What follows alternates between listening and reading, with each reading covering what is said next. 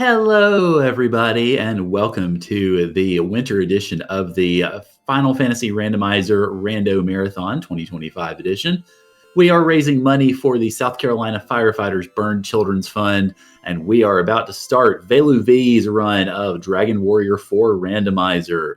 As a quick reminder, you do have some bid wars that you can continue to bid for, including one for this game. If you want to help decide who Velu V will be using in his final party for the end of the Necrosara fight, then you have some choices. It's going to be top three. Right now, it is Taloon, Mara, and Nara, but of course you can change that with some donations. And in addition, you can also get some more hats on my head because every $75 cumulative gets a new hat. So we got some work to do, y'all. Let's raise some more money. I'll go ahead and kick it over to Velu V. So good luck and have fun. Absolutely. Thank you so much, Current. And yeah, we've got Dragon Warrior 4 Randomizer. I'm pretty much all set up here, but just a quick heads up in terms of what's randomized. Practically everything. The map is randomized. Our characters are randomized. We'll still go through all the chapters, but who's going to be in those chapters? Who knows? The monster set will be reasonable, but we should have no problem with this one. But let's go ahead and get this show on the road. We'll be starting in 3, 2, 1, go. All right. And so we start off in Berland as usual, but instead of Ragnar, we've got Princess Elena. So the goal in Chapter 1 is to defeat the Seros Shadow inside of the tower that'll be just outside of this castle here. But we do have an incentive to execute a Flora glitch, so we'll be making a bit of a side track. I am going to check what's for sale really quick for some equipment that might help us either now or later in the game. Particularly, I'm looking for Swords of Lethargy, Aeolus's Shield, or some kind of Abacus of Virtue. There's an Aeolus Shield for 1700, so we want to remember that. And then we want to set up our Flora glitch. Now, in the vanilla game, in order to beat this chapter, what you have to do is you have to talk to a man named Alex who's in prison, and he tells you about this secret playground. And in order to get him to talk, you have to bring his wife Flora to him. But in the randomizer, we don't have to do that step. So if you get his wife and don't take him to him and just keep her, you get to keep her skin for the rest of the game. And whoever is in our player 2 spot will be Flora for the rest of the game. So we get to do that. So we're just going to set that up right now. I do need to be here in Izmit, and I'll need to make it nighttime in just a moment. But I'm just doing a few checks for some equipment and things to potentially purchase that Aeolus shield that we saw earlier for 1,700 gold. What does this guy have for sale, though? Some of the shops are useful. You want to get some extra equipment for the early game. So doing a little bit of shopping never hurt anybody. Don't really see anything else really of use. We might sell that full plate armor and that chain sickle that we have for the Aeolus shield later. Right now we just want to make it day or rather nighttime. Got the rare encounter there. One of the flags that we have turned on, as you can see, is the speed walking. We're walking at double the typical walking speed. And we also have 1/4 encounter rates, which makes the game go a lot faster. But talking to that kid, he says the name Alex, and now we can go back to Berland Castle, get Flora, and continue on our quest. And of course, yes, Elena cannot equip anything, but that's okay. She's a fisty, punchy fighter type, so that's fine if she doesn't have any abilities. But maybe we want to fight some stuff just to get a little bit of experience here. This looks like a pretty decent fight since they are casting spells that they don't have enough magic for. Without equipment, as you can see, at level 1, she still doesn't have very much, offensive ability. But we're able to get that rat down, and now we'll take down this Monjar. So very long fight, but we should get a lot of experience from it. On top of the 1/4 encounter rate, we do have 5 times experience and 5 times gold, and that then gets randomized as well. So usually experience comes pretty quickly. So we can only hope for several levels to come out of this fight that's taking forever. Just crit. Come on, Elena. You can do this. There we go. We hit him for 2 that time. Having a melee character in Chapter 1 is sometimes a little more difficult because you don't have spells that you can rely on. We only picked up 2 strength there from that 1 level. Lovely. If we have to come back and grind, though, we'll be able to do that. But we're not going to do that just yet. First, we need to finish our Flora setup.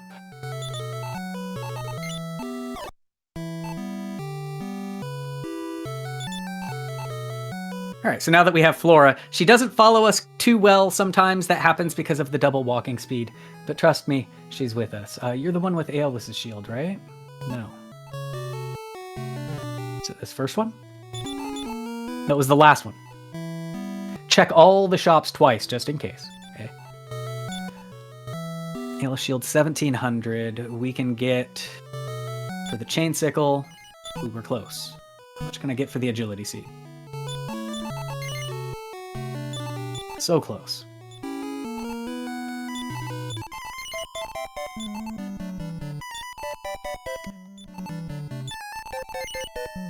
It's okay that she can't be equipped. We're going to use it as an item. We'll see if we can't get her some sort of damage-dealing equipment, or at least some armor back. Can't purchase anything there. We'll do one more check of this shop, just to see if there's any type of weapon we can put in her hand. Leather dress, maybe. Yeah, she can equip that.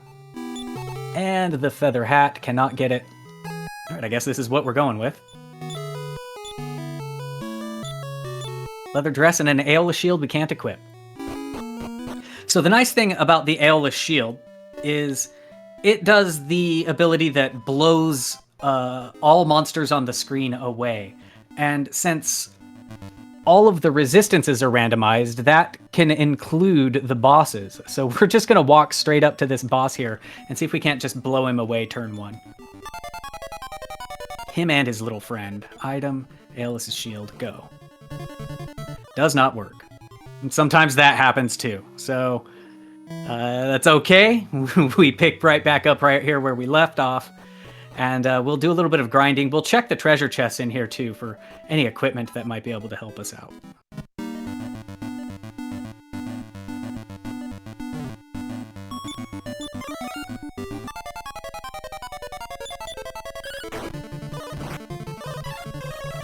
I don't know if I can beat this many red slimes. We're going to try, though. Ooh, they've got too much. Well, while you're grinding those red slimes, would you mind if I talked a little bit about what our lovely charity does? Absolutely. All right. So, of course, we are taking donations for the South Carolina Firefighters Burned Children's Fund. And among some of the things that they have been doing of late, let me pan down for just a second. All right. So they are doing a lot of things. I've got a pretty long list here. All right, so providing funding for non-medical items and services critical to pediatric burn recovery, providing funding for patients and families' basic needs during treatment, so food, lodging, clothing, transportation, things like that. Educating parents and family members about burn care and safety, funding needed improvements and supplies to provide the highest quality of burn care. That includes hydrotherapy rooms, medications, and dressing supplies for burn wounds.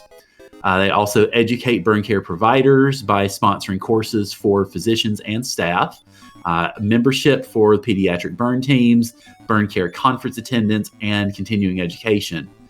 They also support a patient's emotional well-being during and after treatment, including child life specialist support, toys and activities for distraction and exercise, fan club support, and school reentry programs, and all sorts of things. So it's much deeper than just obviously the physical, and it's much deeper also, of course, than just the patient.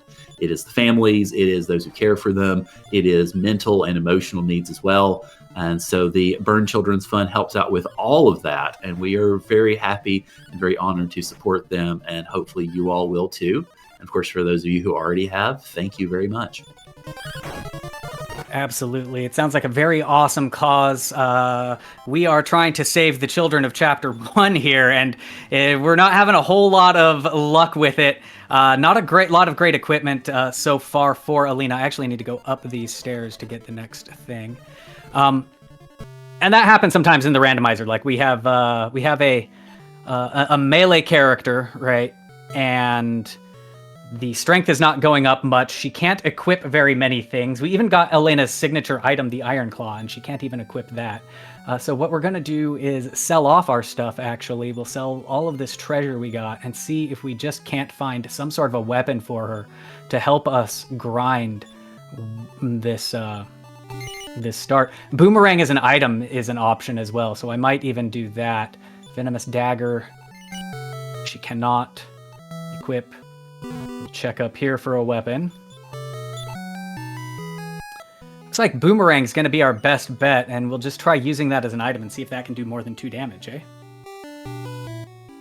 So I've been told I have permission to ask questions about the game. So absolutely, yes. So using the boomerang as an item, would it act as it would as a normal weapon? What would it do?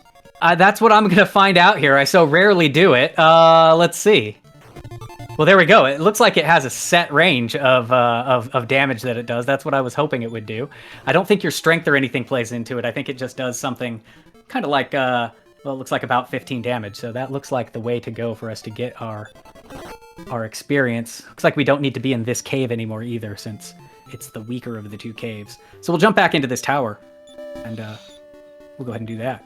Well, just in time. I just got another donation. Absolutely, call it out.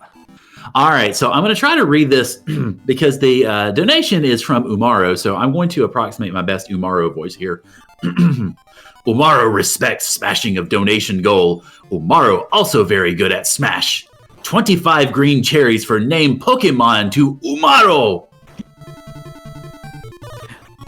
Very nice. And these gophers are giving us some trouble here. That's gonna happen sometimes too. Thank you for the donation. Speaking of donations, we do have a bid war going on for the final party. That is really you all's way of trolling me. If you see a character like this Alina here, who seems to be particularly weak and not good at doing damage or anything else, you might encourage that person to be something that I have to fight with at the end of the game. So if you're paying attention to the route, you might be able to influence me if you're the sadistic type, which I think most randomizer players and viewers are. And it looks like we're back to the easy cave because I was not having luck in the hard cave. Boomerang away.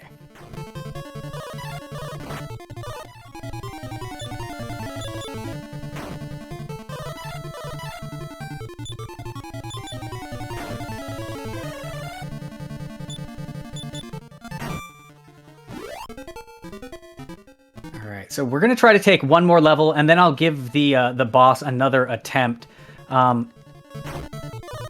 Perhaps we can get by on hit points alone. Just because the Aeolus Shield didn't work the first time doesn't mean that he's not susceptible to it. It could just be a higher resistance.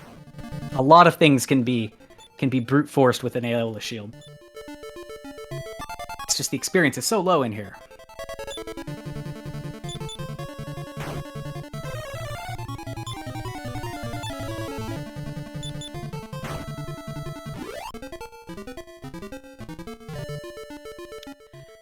Yeah, I see a comment in chat about the run rate. It's the 4th run, actually. So basically the way the runs work in Dragon Warrior 4, I'm not sure if it's this way in 3, is that the first 2 attempts to run have about a 50% chance of getting away. And then the 3rd attempt is a 75% chance. And then the final attempt, you're a guaranteed escape. So the triple run fail is the dreaded maximum runs to fail. And there are parties there are monster packs that can definitely take care of you in those steps. All right, let's give this another shot here. I don't even have much hit points either, but if Aeolus's shield can just work sometimes. There you go. We're done with chapter 1. So we could have saved 10 minutes if that would have, or maybe 7 minutes if that would have worked the first time. But we got him down. We blew him away. We got incredibly lucky. We see that child in the middle just ate Flora, who we glitched into existence. But now we are safe to get out of this chapter. We rescued the children. We do have to make the long walk back to Ismet. I got the flying shoes, so we can use that to teleport back. We have to return these kids to their parents. Yeah, I was worried about that. I thought we were going to die there, and then the luck rolled in our favor. So anyways, these kids are back with their mothers, except for that one that I stole. And we'll flying shoes back. So that kid's in our party because I set up that Flora and never turned her in. So the game, I guess, doesn't know what to do with the sprite. Yeah, Elena's going to go in. She's going to be like, here's this kid that I found, and we're done with Chapter 1. Now, we're going to sit through one of the things that you want to avoid in the game, which is all of the level ups, right? We get lots of extra experience through the multiple experience. It all comes at once sometimes, and the levels go one at a time. So killing off party members to avoid extra level ups is definitely a thing that we do.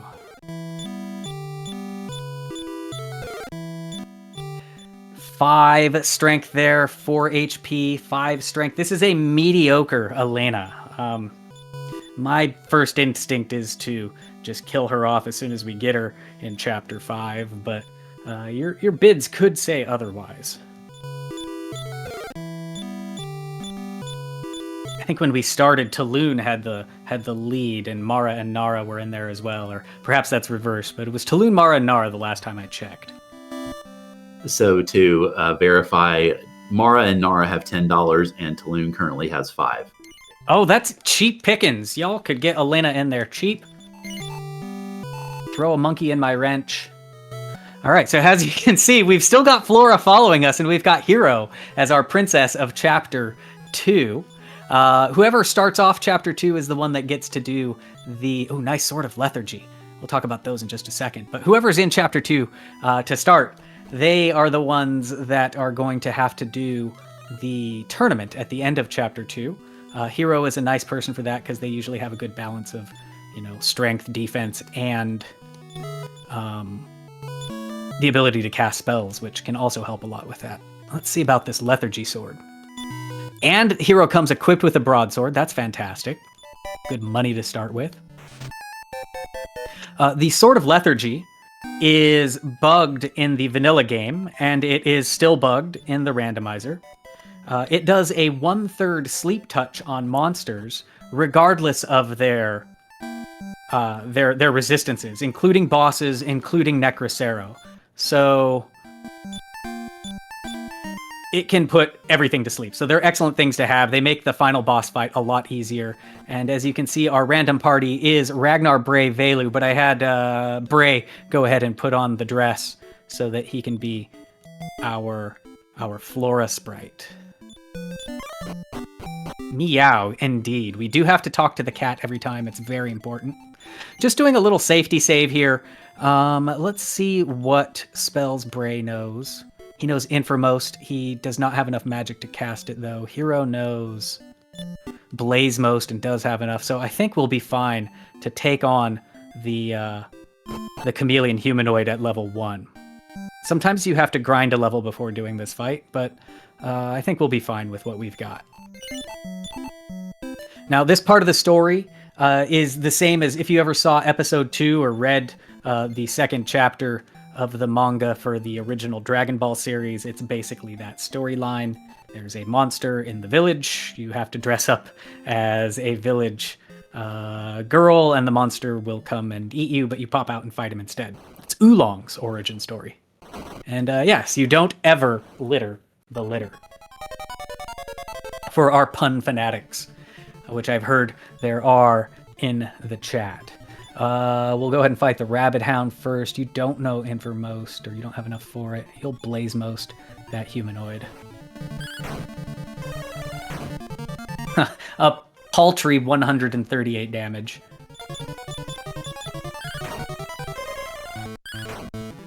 And that's how we take care of Chameleon Humanoid at turn 1, or at level 1.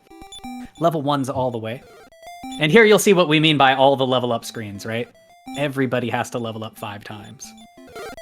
Ragnar's looking good on the hit points, but his strength is lacking.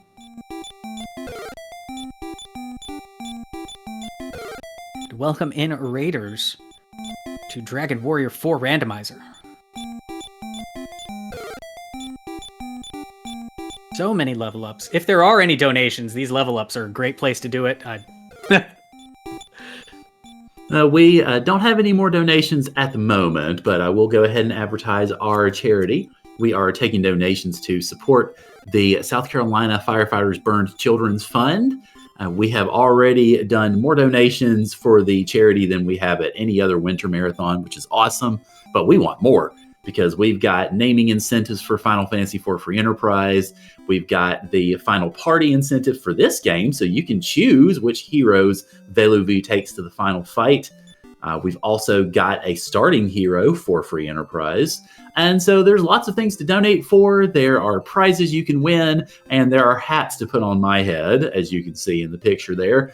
I've got 2 on my head. Bowser is eating our poor little slime. So if you want to put a hat on my head to show Bowser what he's all about, then another $50 will get another hat on my head. And of course, it will also, support the charity, which is really the goal here. So thank you all to the Raiders for coming in from Speed Gaming 3. Hope y'all enjoy the marathon and have fun. So I was just able to execute a little skip here that I just learned about literally this morning. If you're fast enough, you can run by that guard like 1/3 of the time. And so I was able to run by that guard. I was pretty happy with how the level with how my hero was looking. So I figured let's just go see if we can't save some time here and beat this tournament right away. So that's what we're going to try to do. I kind of just cheated my way past having to deal with getting the birdsong nectar. So here we are, already trying to save some of that time. I heard from administration we're trying to pick up some of the time that went over. So I'm doing my best for you. I'm putting on my best speedrunner. So let's go talk to this king and see if we can't beat a tournament. One of the things that the tournament does with this flag set is it does give you experience for each person you beat. So even if you're not leveled enough to defeat the tournament, you can grind in the tournament, and it's a pretty effective way to just get some grinding and not have to deal with all the extra treasure hunting.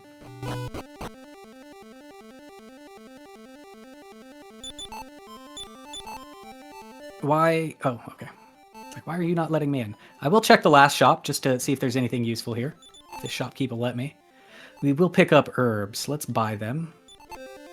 Give them to Hero. What does Hero need to sell? Sell this broadsword. And we'll buy some more herbs here. So shout out to Durand for pointing that glitch out this morning, and Angel FM for confirming it in the DW Randomizer Discord, because we just got to do it here live. Yeah, all the Raiders came in at the perfect time for it too. They did. And let's get this tournament. This is one of my favorite parts of the game. I think the music is cool for it. Of course, we don't get to hear very much of the music because we're doing this fight. And as you can see, Hun went to sleep because the Sword of Lethargy has a 1/3 sleep chance. We'll pick up some experience from that fight. Keep moving on into it. Oops, I shouldn't have used that herb, but that's what happens when we manically mash buttons. Rourke fight should be just as easy.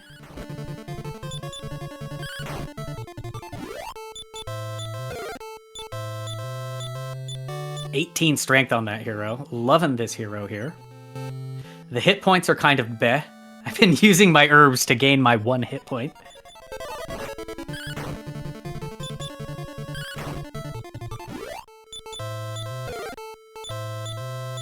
I think we'll give a Blazemore to Samson just to make sure to one-shot him.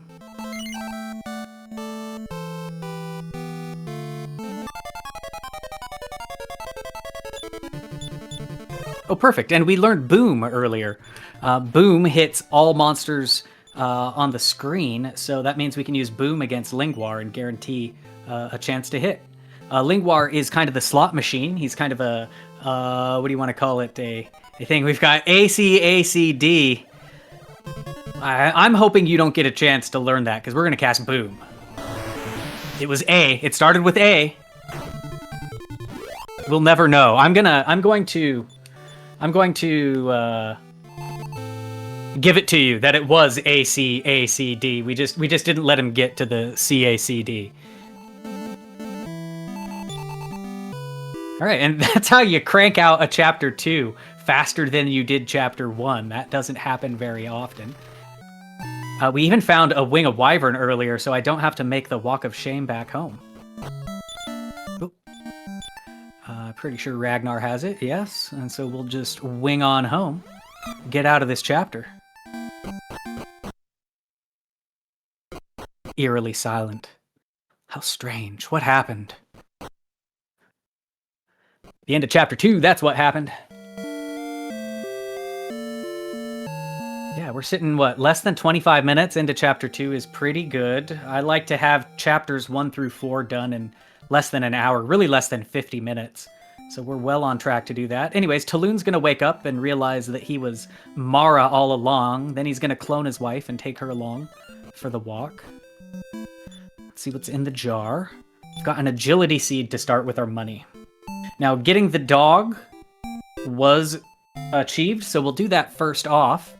And honestly, I'm not sure how the dog interacts with the flora glitch, so we're going to do some science about that as well. So we'll sell off some stuff. We're going to sell this agility seed. How much do wings cost? They're not too expensive. So I'm just going to stock up on wings here.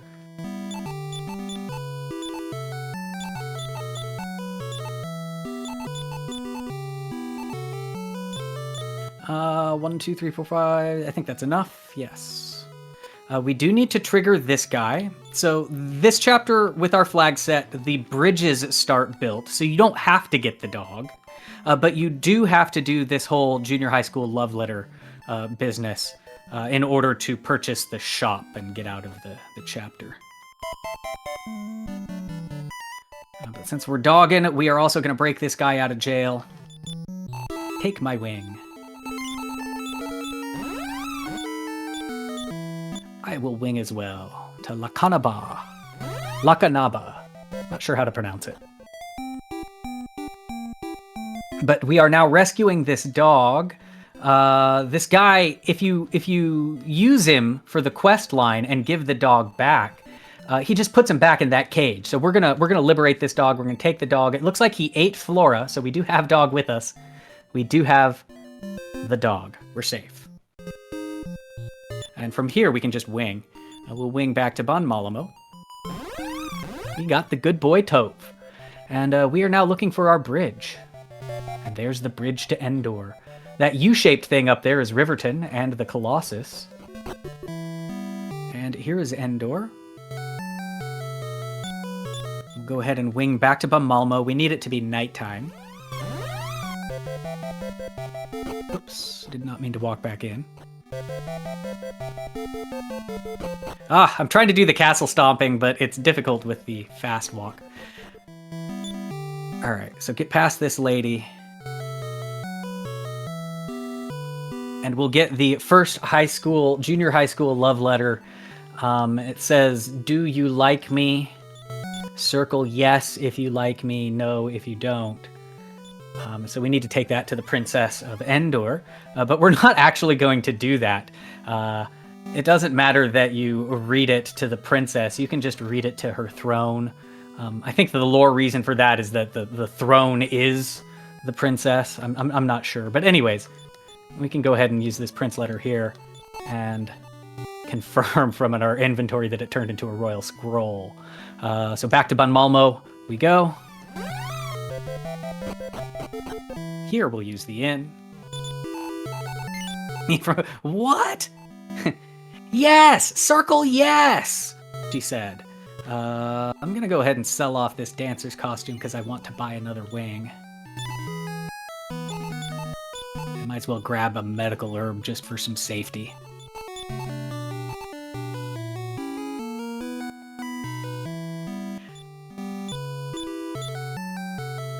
Alright. So now that we've royal scrolled, we've set up most of the stuff we need to open our shop, and we can focus on getting the money for that. Oops, I don't know why I transferred. Let's use it instead. And where we're going to get the money for that is through treasure diving. So we'll go to the treasure cave here, and we are looking for the silver statuette.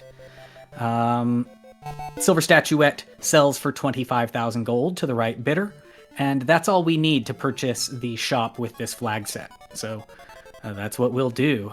Transform is the spell, you know. That's very useful. Ow. And ow. Sometimes we die. It happens. This is not a very strong Mara. I sold her armor. It's gonna happen. I probably should have did a save in Endor, though. In fact, we're going to do that now, just so that if we die again, at least we respawn in the right city.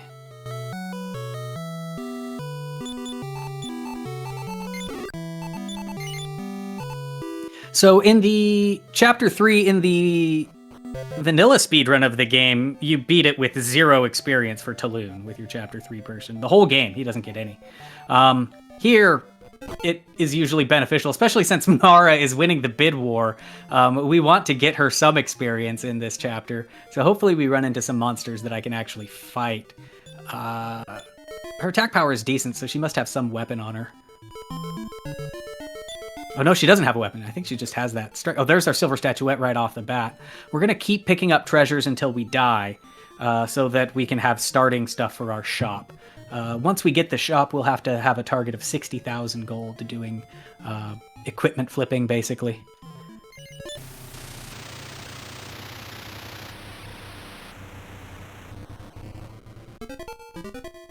Yeah, I really like the chapter structure of it as well. That's what kind of really drew me to it as a kid and made it like, this is my favorite Dragon Warrior game.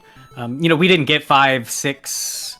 I don't even know if we got 7 in the US localizations until way after. But I was here when this one came out originally, and it was my favorite right away. All right, we found a treasure chest in there, and we got a club. We're also going to pick up a little experience here.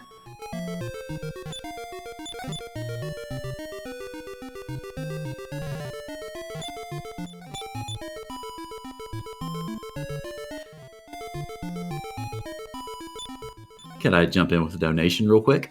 Absolutely.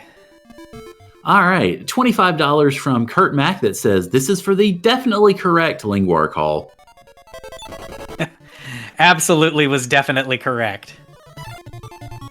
I'm actually going to start running from these, hopefully. I mean, like, at this point, if I die, the Death Warp, that's fine. I've got everything I need. It's just all these extra treasures, especially if something expensive is in here. It can just make the rest of it go that much faster. God, to get sleep-locked and then chipped to death by Cascos hoppers. It's the worst way to die. Let me go. Thank you. As you can see, all the chests are randomized. These ones here are empty. Like, this guy normally got to those chests already in the vanilla game, so it's always nice to see stuff in them. Gonna give up that medical herb.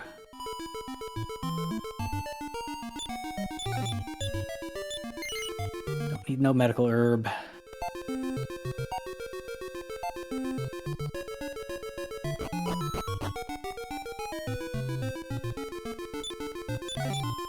Scale shield. Yes, we will discard something for that. We'll get rid of a medical herb for it. Okay, now a death warp would be great.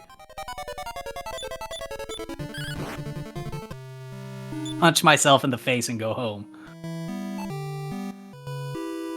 So what we need to do then is take this silver statuette, and we're going to cheat this old man. He's kind of out there.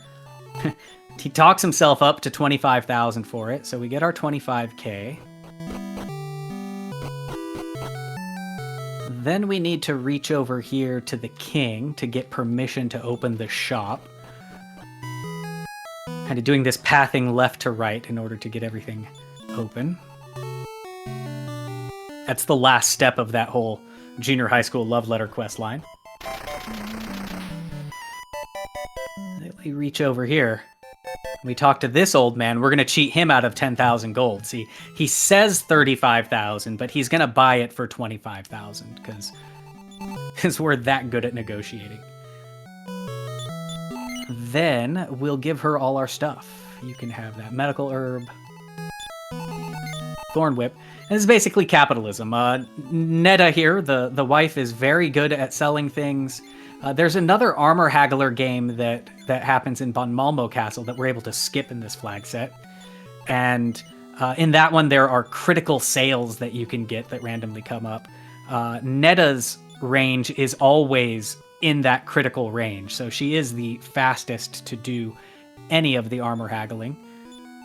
We're just going to see if there's anything else we can purchase. We'll get this abacus. How very vanilla of me. And a fur coat. Just to start off with as much stuff in the shop as we can.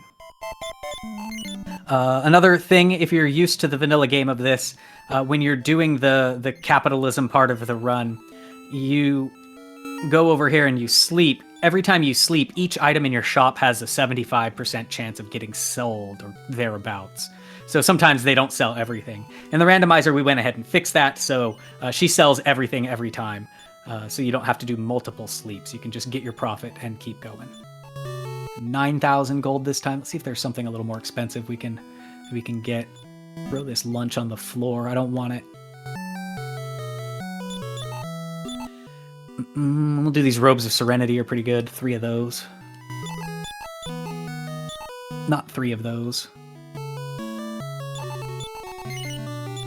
Delicious floor lunch.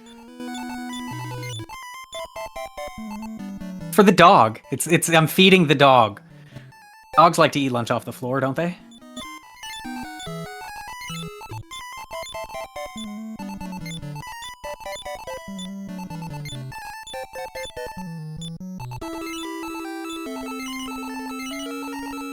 Alright, so we'll turn around. We gave her about 9,000 gold worth of stuff.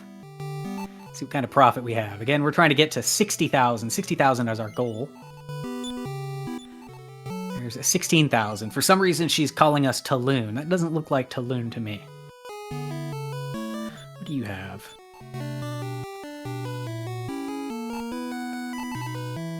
Nothing as good as this shop up here.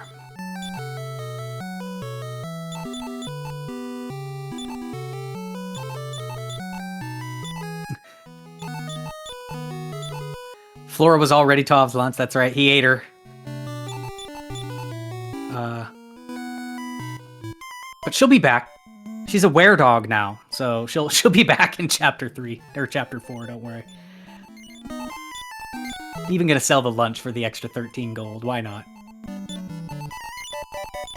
That 13 gold is gonna make all the difference. See if there's something worth 10k in this first shop. We only checked it earlier when I had not enough gold.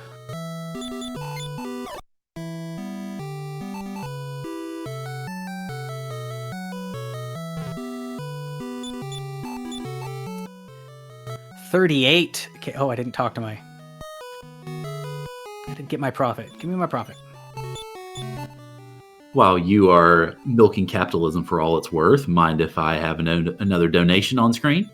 Please, milk our donors for all they're worth. Well, I wasn't quite going to put it that way, but since you said it. $25 from Umaro again, so... Umaro was going to be a name for Pokemon Crystal, and Umaro would like to be paired with Umaro for the names of both runners. Also, this means another hat for Courant. Every hat is a good hat.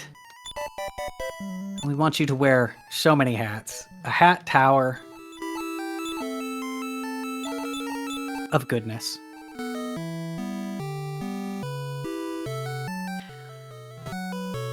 So we're just doing our mindless capitalism here. Unfortunately, there isn't anything we can really purchase more than these 3,300 gold robes of serenity, so it's taking a little longer than we'd want, but that's fine. We saved a bunch of time in Chapter 2. And yeah, it just be that way sometimes. I still like it. It's an interesting change of pace from, you know, having to grind monsters or do fighting or, you know, defeat a boss. This guy's gonna troll us. Get out of the way, bro. Thank you.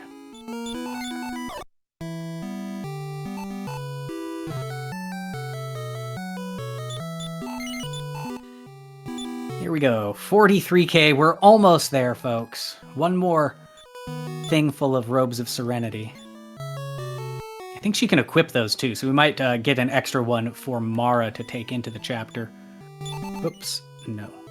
I want robe of serenity. Yes. Robe of serenity. Robe of serenity.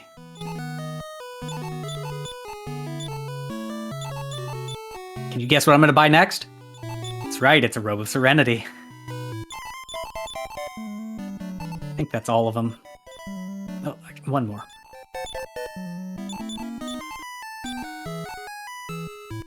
Alright, that should get us over our 60k mark and let us get out of this chapter. Behold, the majestic stride of serenity.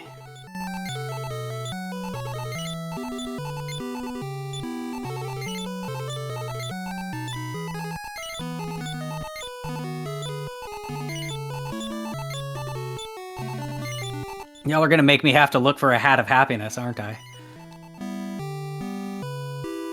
See who can equip hats of happiness. I think you've already seen a hat of happiness before. Have I? Is there a hat of happiness in one of these shops? I might have to check. I believe it was in chapter 1. Oh, we'll definitely double check that when we get back there in chapter 5. Discard this lunch. How much gold do I have right now? I do have enough to get another Serenity robe, so we'll pick that up. And we'll get out of this chapter. We'll grab this Staff of Punishment, too. Even if she can't use it, it's a nice use-as-item weapon. Does like 50 damage, 50 to 60 damage, something like that. It's a Fireball, I think it slash. I think it casts Blaze more.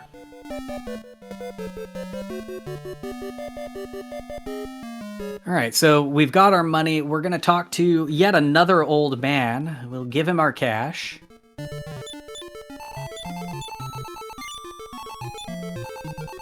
Fundraising for a tunnel to chapter 4 is what we're doing. Got to talk to him one more time. As you can see, we've got the engineers there digging. Digging the tunnel. Secret tunnel. And under the mountain. We are digging another donation. Absolutely. So, Gungati donating $100. So, FF4FE, $25, named to Sid Sucks. $75. Starting hero Rydia. For the kids affected by fire, can we think of any FF4 child impacted by fire more? It's a fair point. Yeah, you're not kidding. And another hat.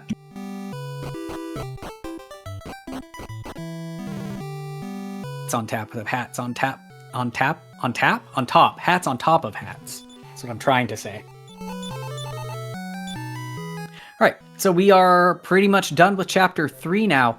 In terms of that bid war for the final party, we're probably going to need to cut that off, I would say, by the time I have the final key in chapter 5. By then, I kind of need to start making those preparations. So just putting that out there, if folks are still interested in trying to give me the weakest final party, that's that's what you need to know about when that cutoff will be.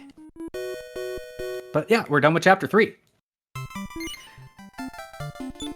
We're going to jump straight into chapter 4. And we've got Taloon up there shaking his rucksack for everybody to see on the stage. Sister Taloon.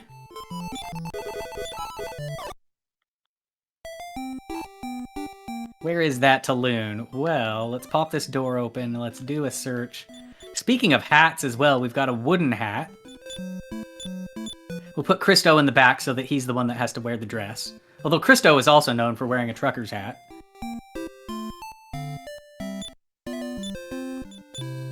Sword of Decimation. That is used to uses an item to basically be like casting sap on the enemy, so that's a nice get. Don't want to equip it though. We will see if anybody wants that. Wooden hat. Christo has it. Can he equip it? He can! Hooray! So the objective of Chapter 4, we need to get 2 things. We have to get the gunpowder jar, and we need to get Orin, which is an NPC. Now, he might not actually be Orin, but whoever the Orin NPC is, we need to get him. And he's in that cave right there, but I want to go to our hometown first, because there's some free checks for the gunpowder jar there. So we're gonna hop into here. Check these checks. A dragon killer, very nice. Water flying clothes, okay, all right, Talon. Christo can equip the dragon killer.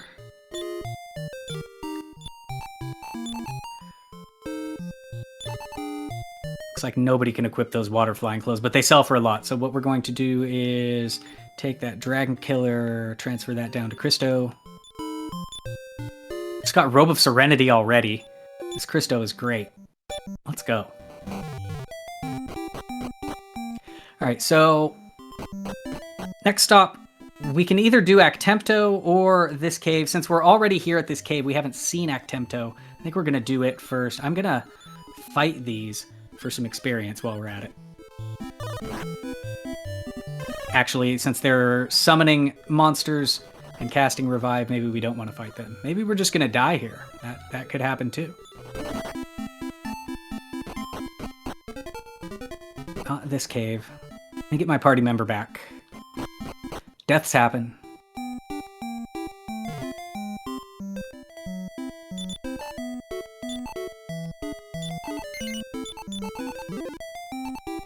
And I guess while we're here,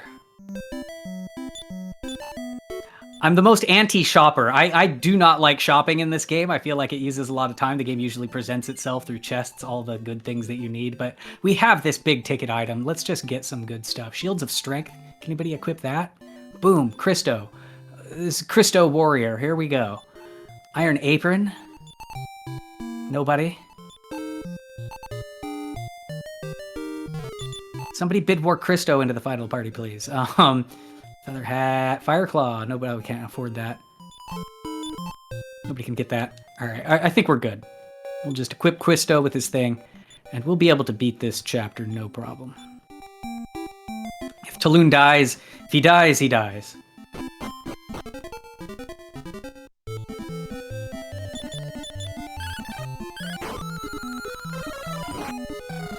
No! That's not how it's supposed to work. That's not the one that was supposed to survive that. You're not supposed to have enough MP to cast Sacrifice.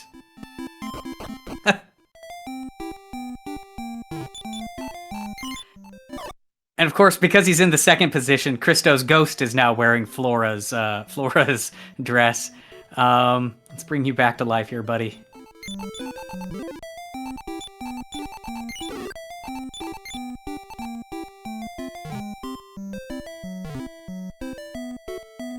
Talon picking up that strength, so we've got a little tank boy Talon here. Let's see if we can actually get to the first treasure chest, eh? So, one thing to note, the 1/4 encounter rate does make it so that grinding is difficult. But in Dragon Warrior 4, whenever you transition in a dungeon, see how it transitions like dark to the other edge? Ooh, who can equip that? Anybody. Sorry, I'm cutting off my own speech. Perfect. So these transitions, every time you go through one of those, it's a 50% chance of getting a monster, an encounter. So if you need to grind, that's where to do it. But it also means you'll see more monsters there as well. Well, we also are seeing more donations too. Absolutely, send them off. All right, Mashimo with $25. It says for Christo in the final party. Oh, Christo. Christo's got some good equipment so far, which is making me like him. But then again, Talon's got that strength. Talon does crazy things in Chapter 5, and actually in the randomizer, they've patched it in. Game Boy F9 is the one that's done most of the work on this. So he's patched Talon's abilities so that he has a full range of abilities, some good, some bad, and it's actually a slider. I think we have it set to mostly good right now. Yeah, his abilities can do some crazy things. We picked up a mirror shield off of something. We're getting good drops. Just off of monsters. Also, for anybody doing the math at home, $25 to another hat.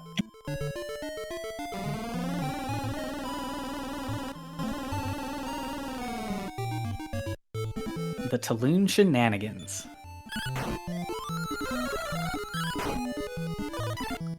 I have seen Talon turn Necrocero, the final boss of the game, into a metal slime and throw him off a mountain. I'm just saying, he does some pretty crazy things. Now, we're not guaranteed that's going to be in his moveset this time around, but it has happened.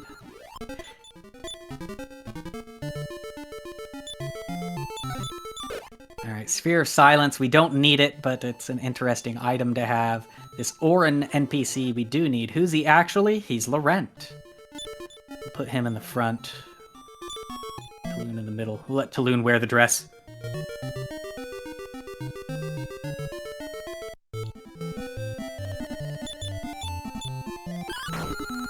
So there are 3 more treasure chests to check here. We need to find the gunpowder jar.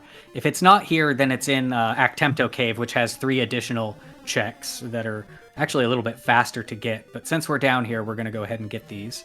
The first 2 aren't too bad. They're just right here.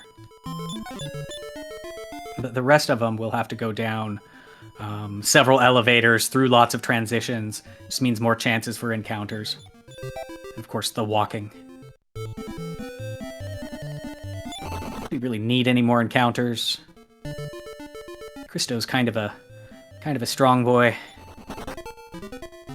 Talon got his lunch back. I think he's packing 2 lunches right now. Nope, just 1.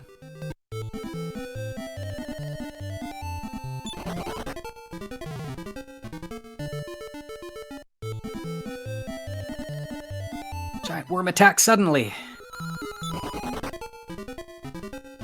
Alright, so down this elevator to our last check. If we don't get it, we will abuse that transition tile to try to get a death warp.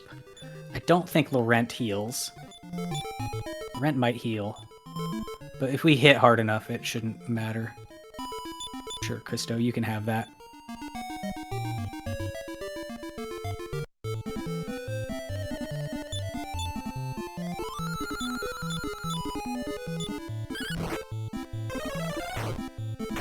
Or Laurent's gonna fireball. So sometimes death warps, sometimes the party just won't let you do it. And if he's gonna cast fireball on things, we're probably not death warping out of here. So we're just gonna have to take the long walk of shame out as well. Thanks a lot, Laurent. I really needed that. I'm all worried, does he heal? Yeah, I think he heals and he casts fireball. Like, great. Interesting thing, and this is a flag that you can set, but the NPCs are also scaled to their chapter. So, like, Laurent, pretty much, he's more or less, and then they're randomized a little bit within there as well, but he's going to be pretty much the same, because he's, what, a Chapter 3 NPC, and we're getting him here in Chapter 4. But, like, let's say you get Healy in Chapter 5. He will be a more powerful Healy. He still kind of sucks, but he'll be more powerful. Whereas, like, if you get Doran, which is one of the last NPCs in the game, if you get him in, like, Chapter 1 or 2, he'll be a really weak Doran with maybe, 30 or 40 hit points.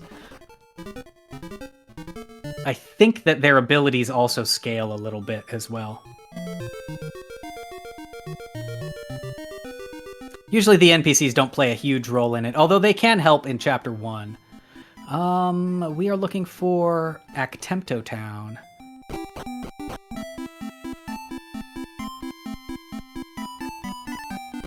We are way off to the side. We'll in up.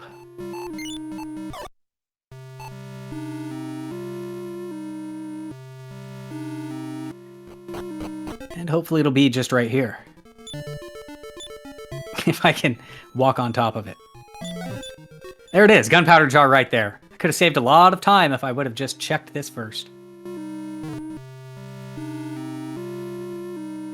But now we are all good to go to just go ahead and do our boss fight. We gotta fight Balzac here. So the trick is to let Laurent, who they think is Orin, break this magic key door with his alchemy knowledge that he knows. And then we scare this guy with the gunpowder jar.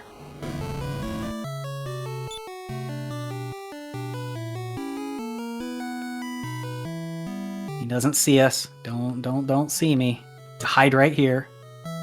He doesn't see Flora right there. Oop. And in the door we go. So let's see what this randomized Balzac fight is. It's 3 Balzacs. How random. That's great. Fantastic. Thank you, Balzac. It's just what I needed. And you have what weapon? You have a dragon killer? You know, defense? I think we go defense first. There you go, Laurent, putting him to sleep. I can get with this. Alright, with that defense spell off, we'll just go ahead and start swinging.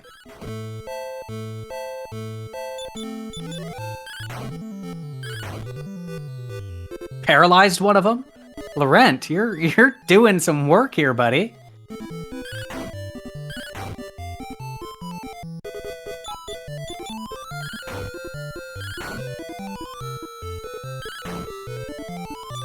Is paralyzed forever? Like, I don't think you come unparalyzed in a fight. And unfortunately, we were dumping all our damage into the middle one, I think, first.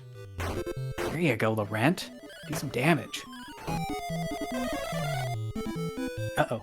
Now they're casting defense. That's not good. Alright. And now just the paralyzed one all that left. Hey, that turned out alright. See, so you can't just be scared by 3 Balzacs. You just swing away.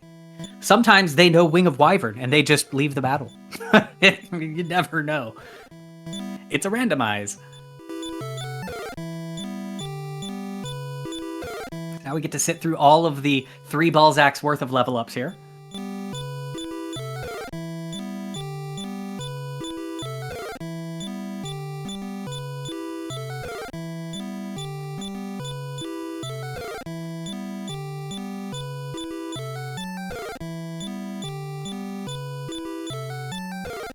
Beep, beep, beep, beep.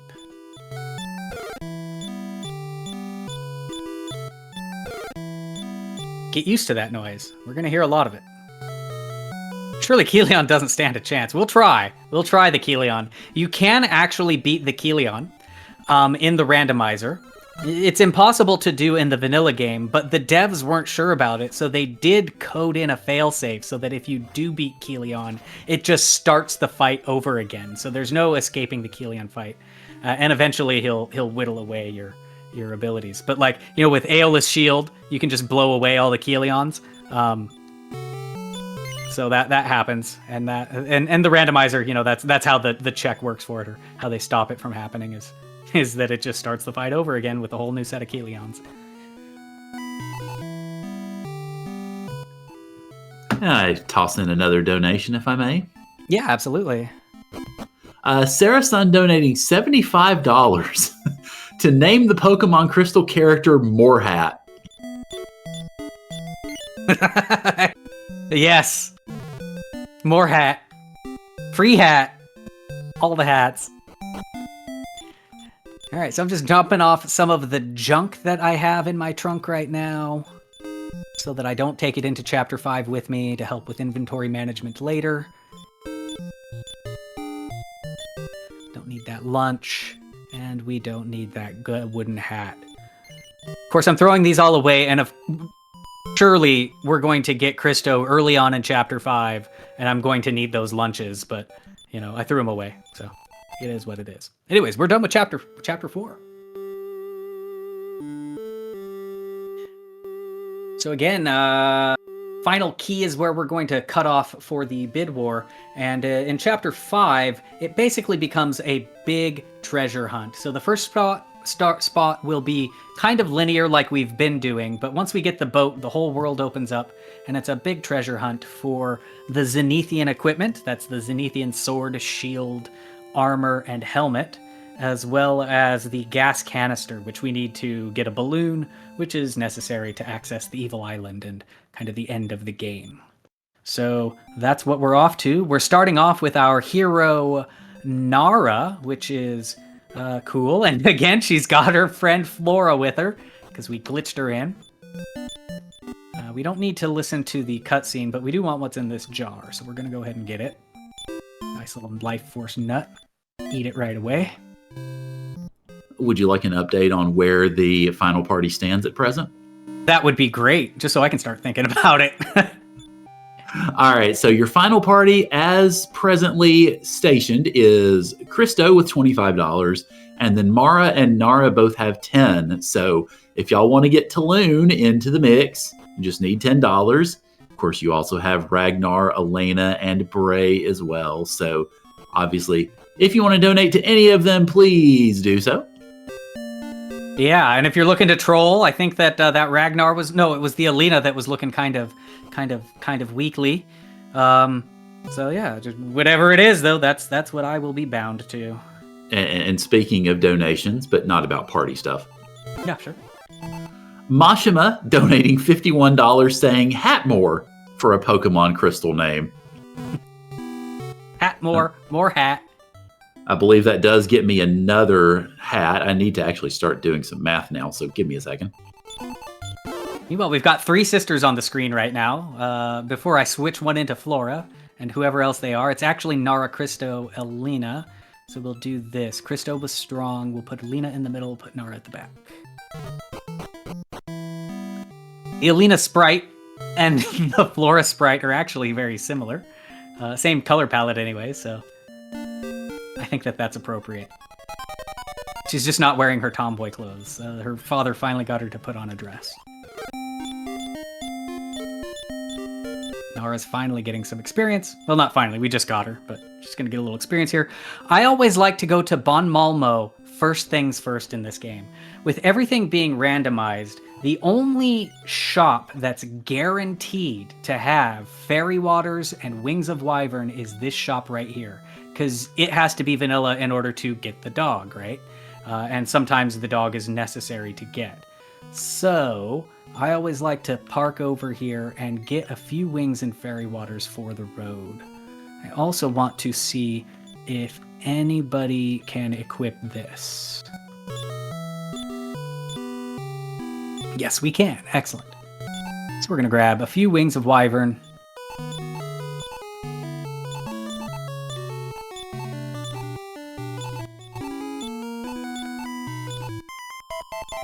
Quite a few wings of wyvern, actually.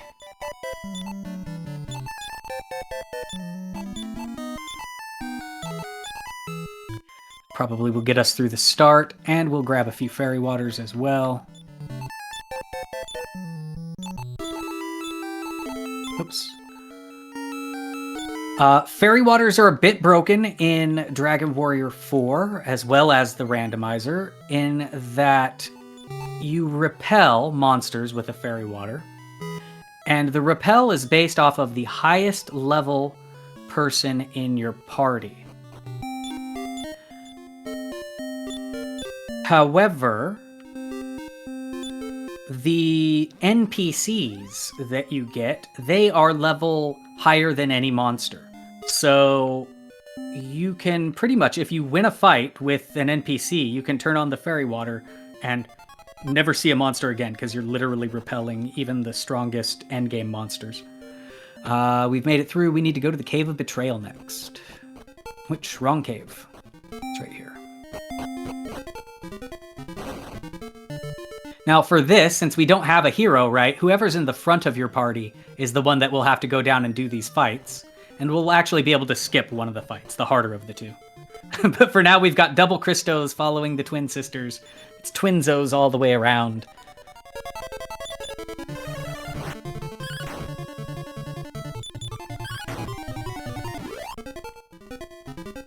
Oh, turn back into Flora. But yeah, we can just skip this. It's because of the double walking speed we're able to boop right up there. Just don't walk back down the stairs, otherwise you'll have to do the fight. Here you say no. And get your party back. And we will change order again, just to make sure that Elena is wearing her Flora dress.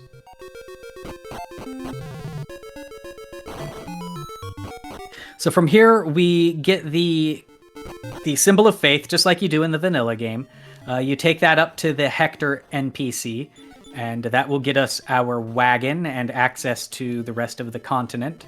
And from there, we'll be able to find a lighthouse and the town of Conenburg, which is needed to get the boat. We'll have to clear the lighthouse, do the boss fight at the top, and then we'll be on the great wide world, the great wide hunt for all of the items and things.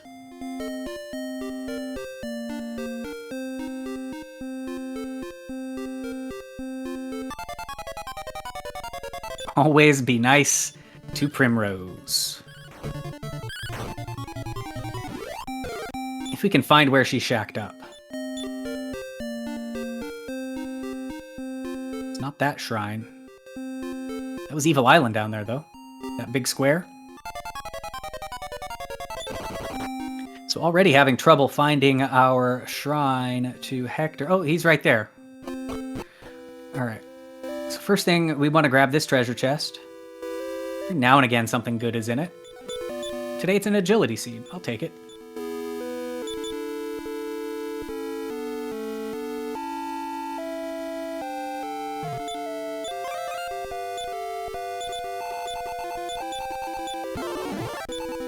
All right, so once we get past here, there's two towns on the other side of the continent. One of them is Conenburg, the one we want. And then the other one is Anno, which we don't want. So which one is this? Anno. We don't want this place. Now it's in my return list. Sad face emoji. Conenburg is good. We don't really need anything here yet, but I will do a safety save just in case we die. I would rather respawn here than all the way back at Branca. And then we need to find our secret lighthouse. Must be up here. Yep, there it is. We got twin towers. This is not Dragon Warrior, what is it, 2, where you got the towers that you jump across? Dragon Warrior 3, I think, has that. Dragon Warrior 2 has the tower you jump off of. Either way, it's right there. Simulated. Say yes, then say no, so that he doesn't repeat. And speaking of Hector, who is Hector? Hector is a vanilla Hector. Interesting. And let's... What do we got here? We have Symbol of Faith in there. We already got our Fire of Serenity. So what we need out of this tower, I'm going to continue searching here. There is 2 other key items that can be in this tower. Zenithian equipment actually cannot. But the Pedechia seed, which you need to get your final party, or the rest of your party, and the magic key could be in here. They could also just be out in the wide world, but they could also be in here. So we are going to look for them.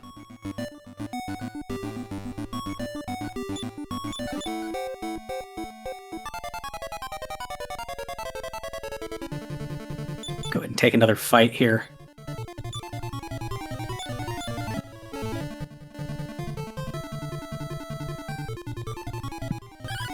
Actually, no. Now they called in Barak. So, like, the monsters are more or less what you would expect for this level, for the level of this tower.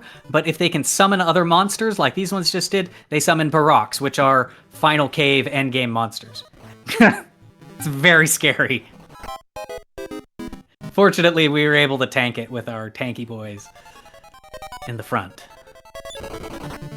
Christo already has over 100 hit points, so we're good to go.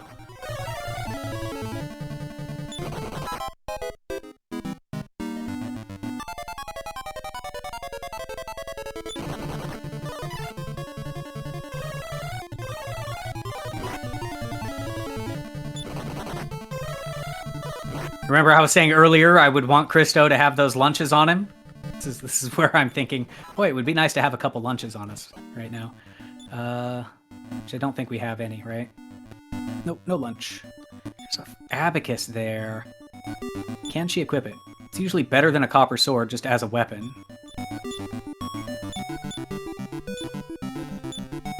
Can use one now since we have our party member. It won't take effect until we leave, and we're not wasting any steps with it inside. Like the step count for fairy water doesn't apply unless you're outside. And perfect, we got a weapon for Elena.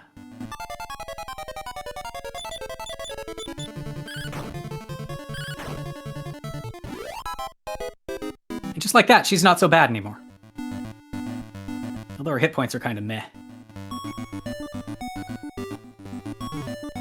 Alright, just a couple more checks. There's 8 chests in total in this tower. It's one of the bigger ones. Unfortunately, again, the really key items like the Zenithian equipment and stuff can't be in here, but some of the early key items can. The magic key is always nice to have, even though we can get the final key. Having it early, it just lets you check other things earlier.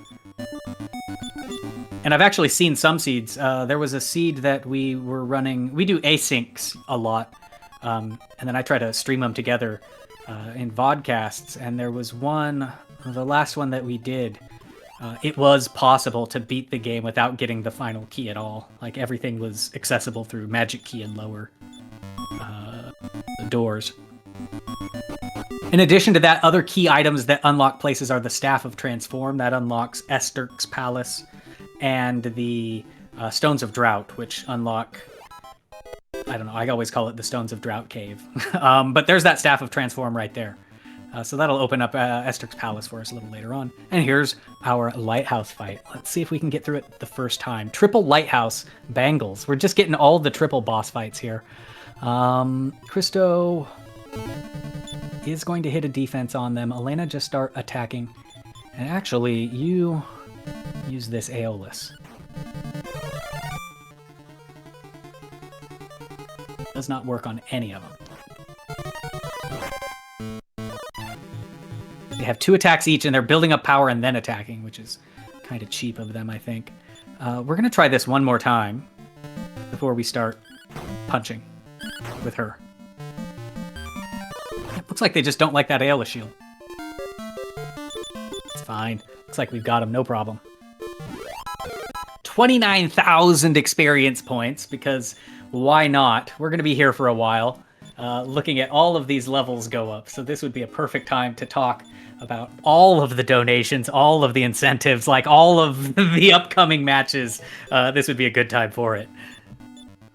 All right. Well, sounds like that's my cue. So, so how long in terms of time do you have until you are officially cutting off the final party? I would say the final key can come anywhere in the next, I would say 30 minutes. If we want to give it a hard time, I can just say 30 minutes from now. But if I'm lucky, I'll have that key in 30 minutes. And if I'm not so lucky, it'll be longer than that. Okay. All right. So that is our bid war right now for Dragon Warrior 4 Randomizer, choosing the final party to fight Necrosaro. It is the top 3 out of Ragnar, Elena, Bray, Christo, Talune, Mara, and Nara. And the current numbers are Christo with $25, Mara and Nara with 10 each, and Talune with 5. So if you want to influence who the final party is, then, well, that's your cue. Also, we have the Pokemon Crystal full item randomizer. We have the character names bid war with a 7-character limit, and the current leaders for that are $75 with More Hat and $51 with Hatmore. But you also have $50 with Umaru, $10 with Semia, and $10 with Messia if you would like to contribute to those names, or obviously choose your own. Then we have the Final Fantasy Mystic Quest randomizer. That does not have anything open, but it's coming up. Then we have our closing randomizer, which is going to be a free enterprise race between Scarcerer and Possumorpheus. The runner siren incentive has been met, but we do have 2 bid wars. One for the starting hero, which is currently sitting at $100 for everybody's favorite Spoony Bard Edward. 125 for Rydia, and then 50 for Sid. So Rydia's leading that right now. And then you have the starting hero name bid war, which is a contest between Sid Sucks with $105 and Sid Rocks with $89. So if you want to get into any of those, you have plenty of time to make donations, but not plenty of time to influence that final party. So if you want to do that, you better get those donations in real soon. And who's topping that right now? It's Christo, Mara, and Nara. Is that correct at the moment? That is correct. All right. Well, I've got all three of them in my party right now, so they are prepped to start grinding levels out. But that could change at any point in time. I'm just gonna do a quick check at the shops here, see if there's anything worth picking up for them with the 11K I have.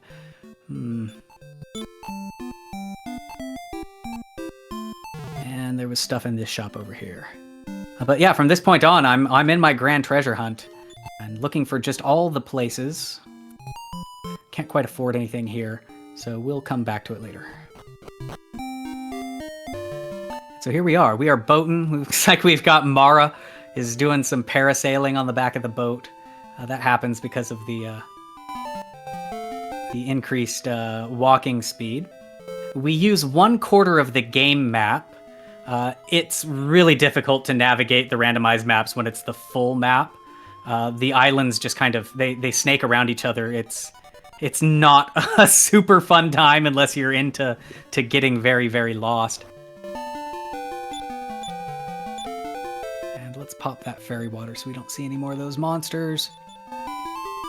Pretty sure I know what cave this is. We've been here. That's chapter 1 cave. Which means let's go find Berlin Castle. That's Izmit there. And basically, we want to get all of our return points, right? We can wing a wyvern or return back to these areas later. And just be on the lookout for all the stuff that we'll need, the caves and all of the treasure checks and stuff like that.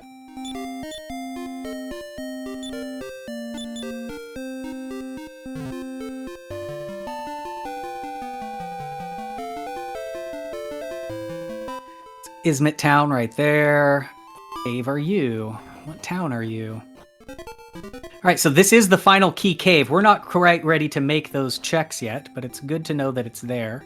I'm gonna go ahead and hop in and use the inn here. Just make sure we're fully topped off. Keep hunting around. It's interesting that the signpost is actually on this chapter 5 island. Hey, there's a castle. It's Gardenburg. So somebody go to jail already. Alina, are you going to jail? Maybe not yet.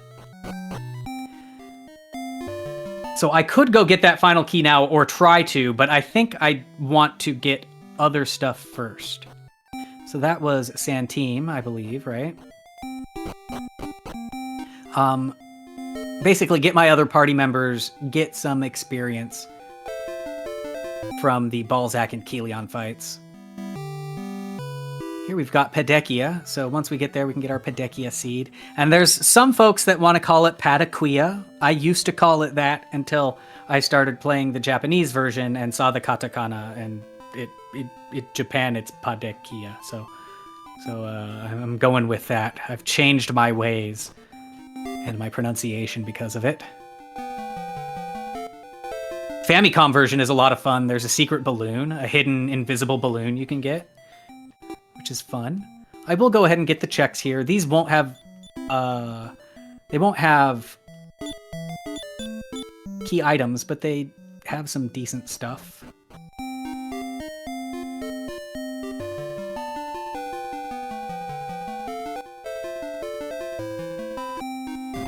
What castle are you?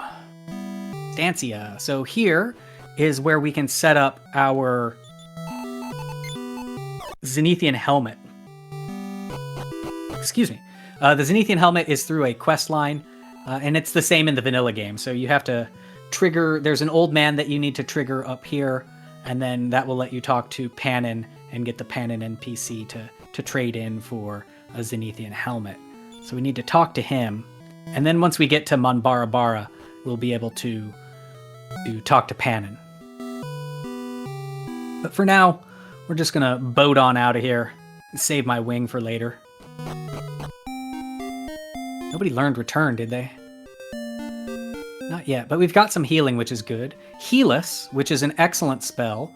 The game is actually glitched. This is also a holdover from the vanilla version of the game. You can use Heal Us on the not on the battlefield, but on the overworld.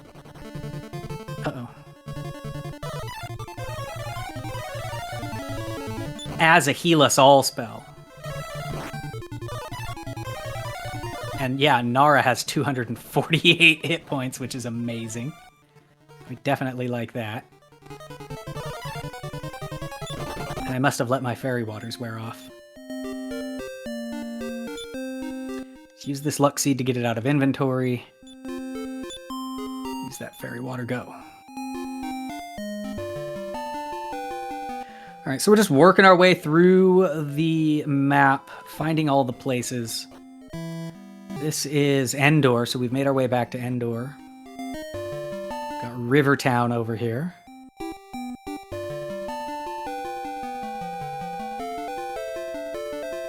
Does that make this Ban Malamo? Yes, it does. What I need to find is Mintos. Let me check the interior before we go to the exterior. Actually, we're at Ban Malmo, so what we're going to do is this. Stock up on those fairy waters. I don't want none of those overworld encounters.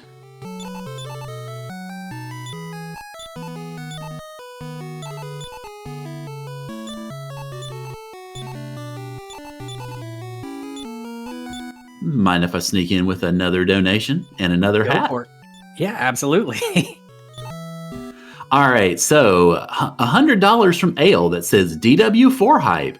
Here's some money to be split 50-50 between the best characters, Ragnar and Elena. Ooh, Ragnar and Elena coming in. Swooping both the sisters out of their spots, eh?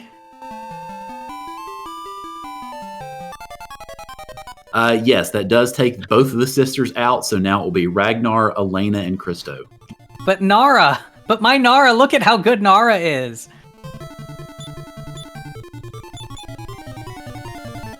You know, I need to run from this because I'm trying to get fairy water working. Y'all have got me off my fairy water rhythms. Here we go, Mara.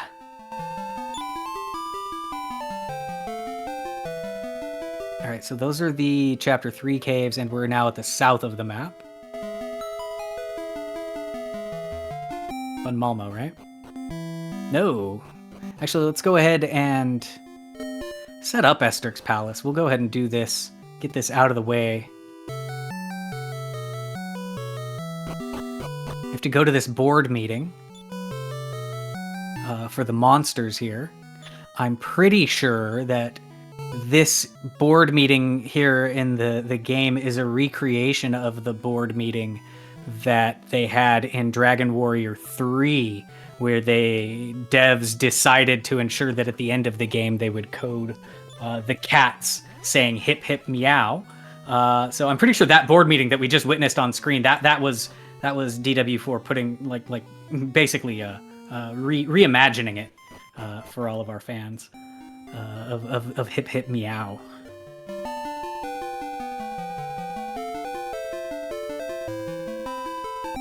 And what castle are you? This must be Mambarabara and everything. It is. Kiev.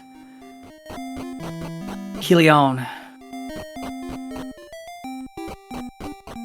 I always forget the name of that town. And Barabara. Alright, those are all the touches I need for now. I'll check Tempto later.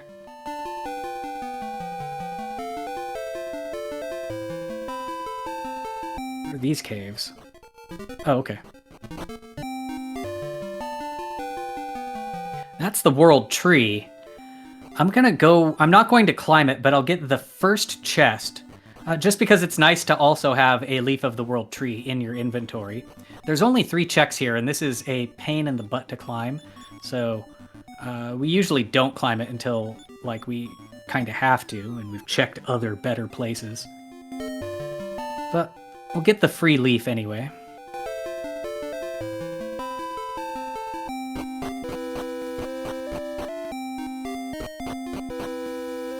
Small metal island.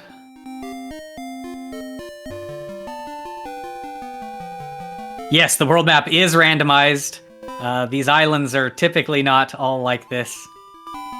And it's kind of a snaky little islandy thing. Shall I jump in with another donation? You jump in anytime you want. Go for it. Well, I always like to ask permission. Okay, so we have ourselves now a character bid war for your final party. Okay, what? That sounds ominous. So Mashima donates $82 and says split between Nara and Mara. Okay, so Nara and Mara's back into it. I think they're back in the money. I believe so. I think it puts them at $52 each, if my math is mathing correctly.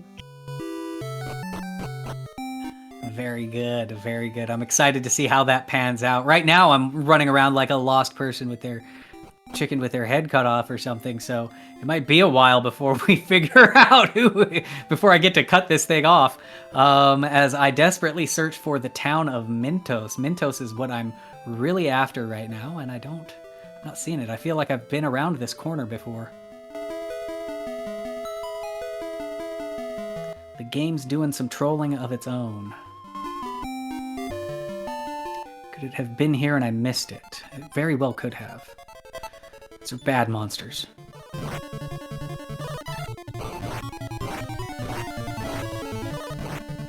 That's a dead Mara. That's okay.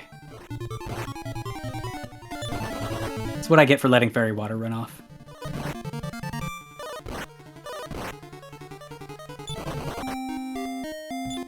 All right. I also am going to add real quick that, again, assuming my math is mathing correctly, another $17 means yet another hat.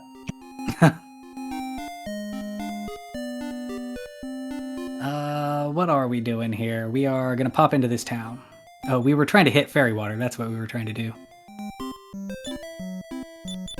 There we go. We've been to this town. So it means we know what's in this cave. All right.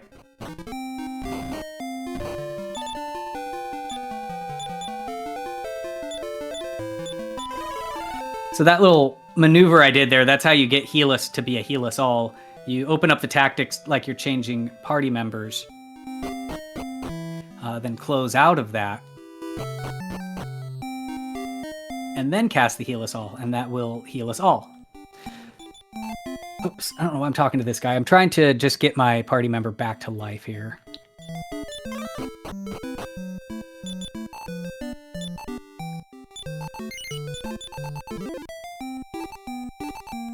And if I don't see Mintos soon, we might do some of these checks like that world tree that are possible.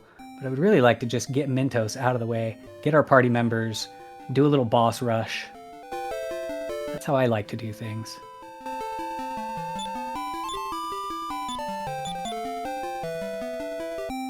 We've been here, and we know you're not a town.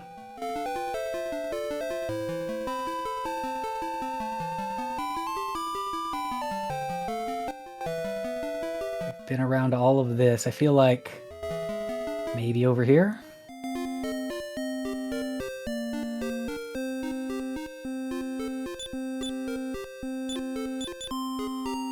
This is the exploration part of the game. Can be frustrating. Feel like we were just here.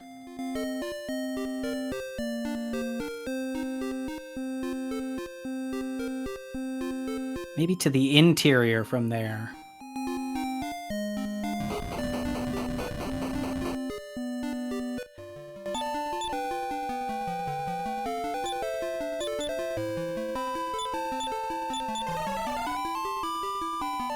Since Mara only has 17 hit points, we probably want to keep her topped off as well as possible.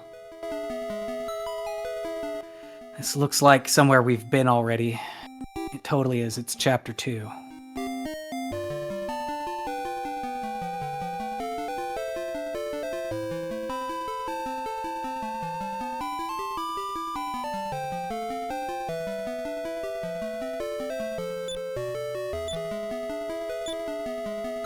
Last fairy water.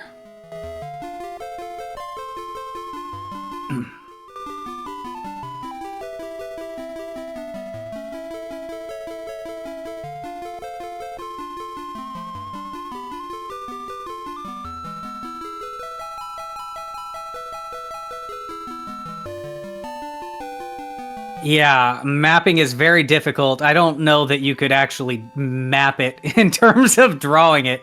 Anybody that's trying to draw these maps freehand. Oh, look, I got bamboozled. So in my search for a town, I walked into the town that we didn't clear out of the foxes. This is what you normally get the dog for in Chapter 3. There we go. We can get bamboozled. That's fine.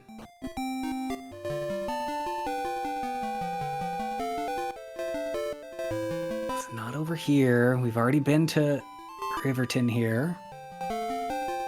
Can't get south from there.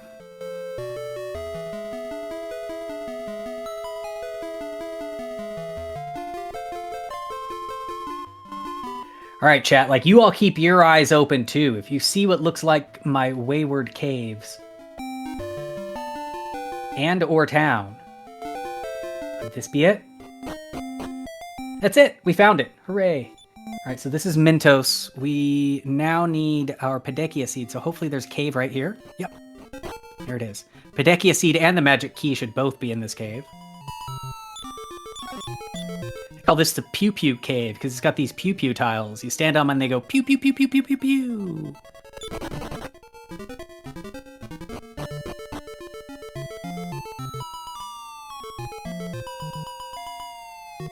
It's 5 checks in here. There's my Pedechia seed.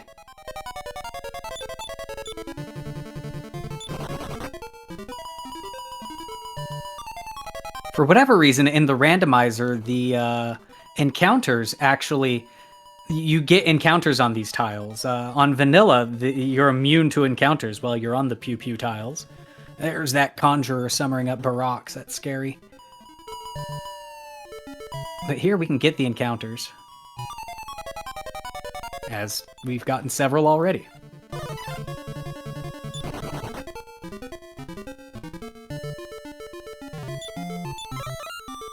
So I've got Pedechia seed, but I want that magic key too. That'll be nice. Oh, we have treasure maps, so we can see what the map actually looks like. Actually looks like. Here's for science if you're interested. There's what we're looking at with just 1/4 of the map. Now imagine that, but spread across the entire size of the map. And that's what full map exploration looks like.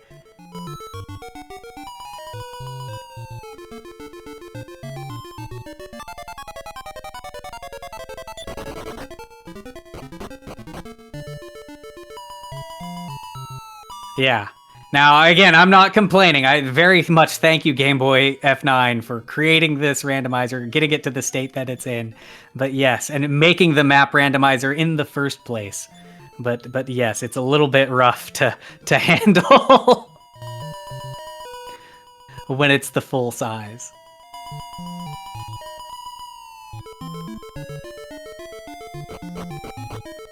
Anyway, as you saw, we did get our magic key.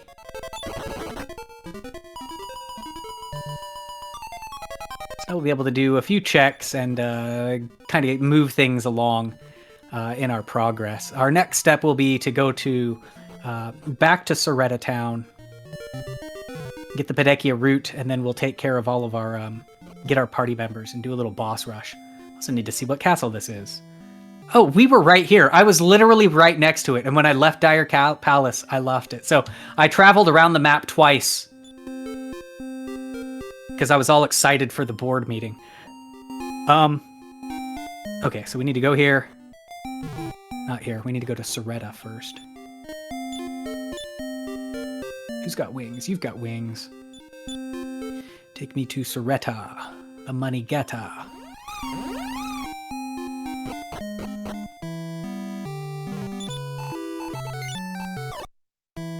So we're going to turn that Pedechia seed into a Pedechia root.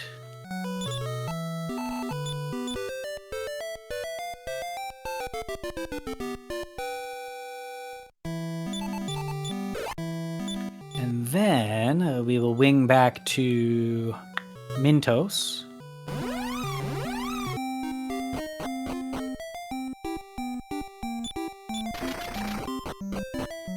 And we'll get a bunch of party members. Does Courant have enough hats? I don't think he does.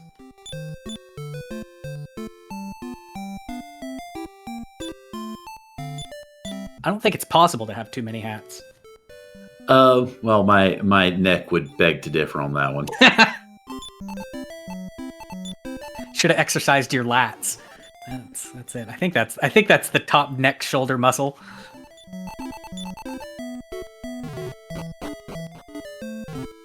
Well, that being said, I do still have a few more to put on my head, so if y'all want to make some donations, especially since we are still trying to decide that final party, please do.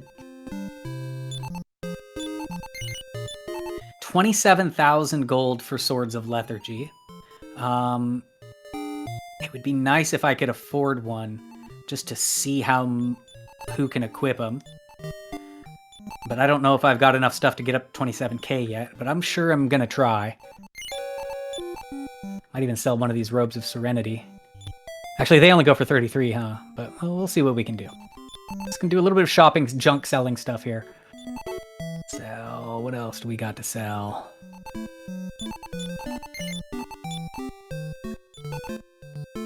Hero, what you got on you? Thief Key.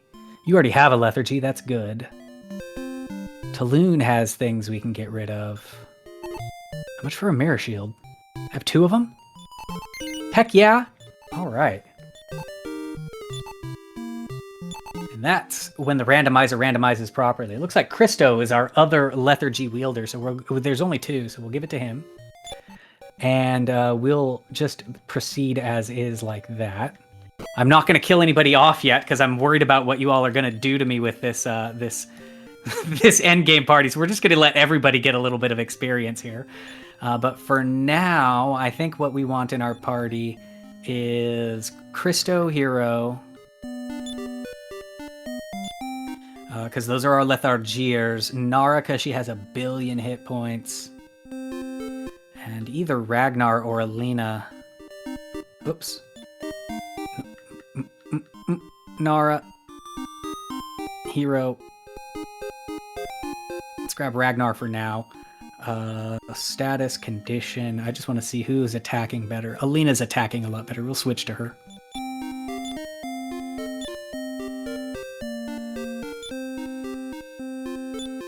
Alright. So, let's go ahead and wing our way to Gilion. Christo even in the party anymore? I'm not sure. He's in the current party, but not the final party. I don't know if he's in the final party anymore. He might not be. I don't need to do the gunpowder jar. Just talk to Ragnar. Pew. Oh, you know what? Oh, no, we're good. All right, Nara. Nara is the hero. Whoever's the hero has to be in your party to trigger this fight. Ragnar won't let you start the fight if you don't have the person who was the hero at the start of the game with you. Or at the start of Chapter 5. As an update for your final party. Okay. So, assuming that the math on the FF Rando Marathon website is correct, your current final party is Mara and Nara with $51 each. And there is currently a tie between Ragnar and Elena at 50. Christo has 25, Talon has 5, and poor Bray is just sitting there neglected. That happens sometimes. In fact, I think Bray is who we're going to pick up after this fight, so he's been a bit neglected in the chapter as well. These Kilions are actually kind of rough here. As you can see, they have multiple attacks each. They've taken out my hero already, who is also the one that has the one that has the Leaf of World Tree on him. So I might not actually be able to take them down this turn. We'll see. Christo's pretty beefy, but no, the Staves of Thunder and the multiple attacks are not serving us well. And they're using, what are they using? Staffs of Thunder? Kilions with Staffs of Thunder. Okay. This is my last ditch attempt. But she's gonna die first, so I might have to Aeolus Shield them. I was hoping to get experience. But it looks like Aeolus Shield is the way that it's going to go for that. And that's just how the Rando do sometimes. Usually that should have been a fairly straightforward fight, but I think they had 3 attacks each, it felt like. I don't know. It was horrible. It was a 3 Leon. A horrible, horrible 3 Leon. I might have to grind a little bit of experience again, but I'm gonna save here this time.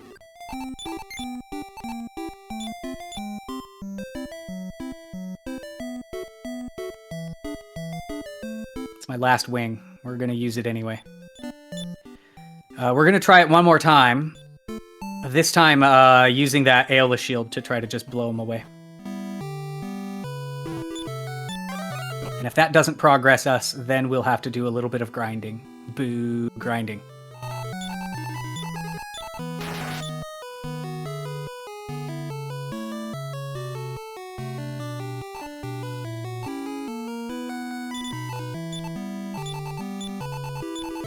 All right, 3 Leon Part 2. Put him to sleep, you guys. Use your Aeolus shield. Use your Abacus of Virtue. Go. Oh, Alina has the World Tree Leaf. I could have used it on Hero. Fortunately, none of the things that we needed to work worked.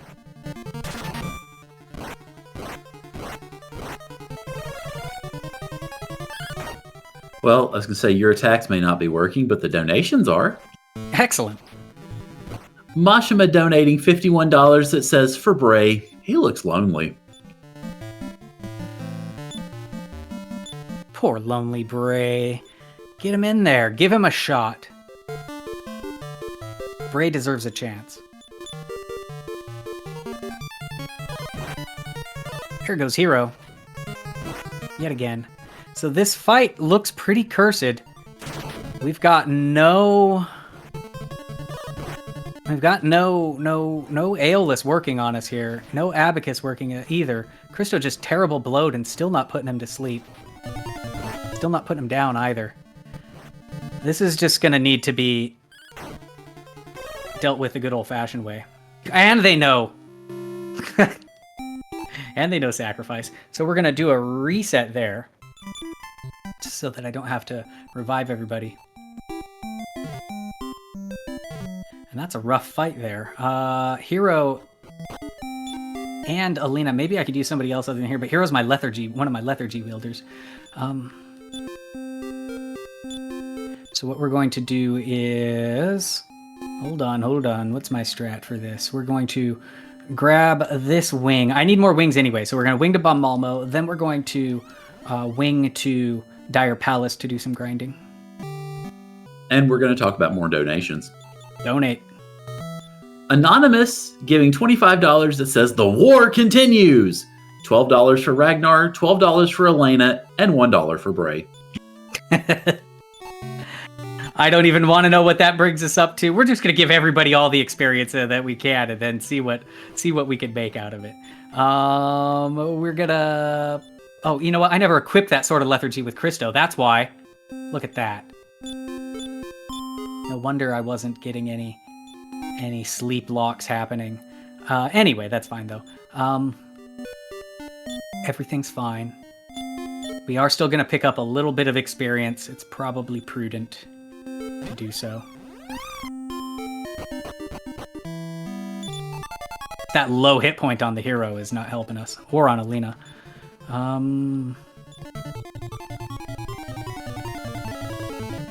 want to kill these things off. Ugh. Or maybe nobody gets experience, eh?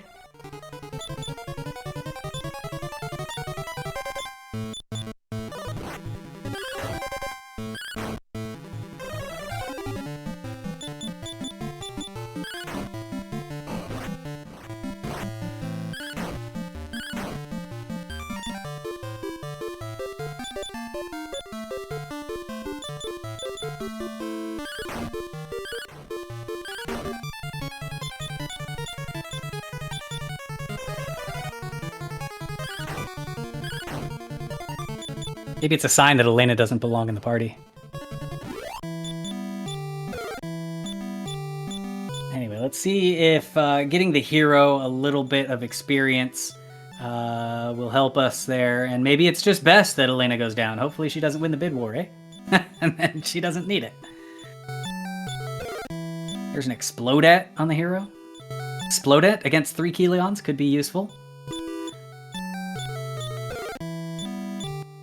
I think I haven't seen the updated totals on the Rando Marathon page yet, but I think your heroes, your party right now, are going to be Ragnar, Elena, and Bray, because I want to say those are the 3 that are currently in the lead.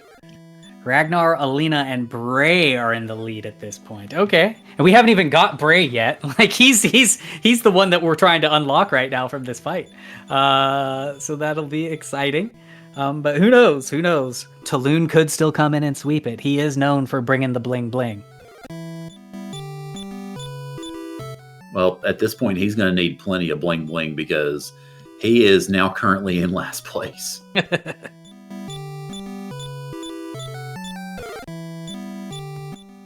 And while you are rolling through those levels up, we have $36 from Mashima, saying 12 for Mara, Nara, and Bray.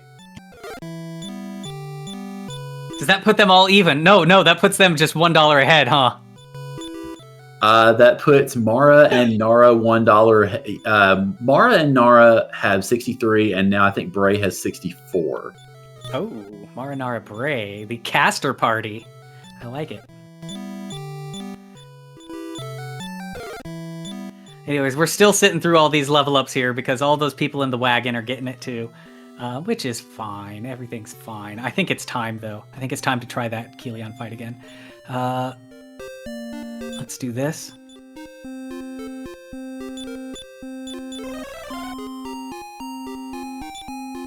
Let's spell... Don't know return. Let's item, wing... Need to... Soretta is actually the best place to do saving and inning, so let's do that. We'll set up our safety save, we'll revive our Alina. Let's do this first. We don't need... yeah, we'll get Christo's MP back. Revive this party member. Save the game.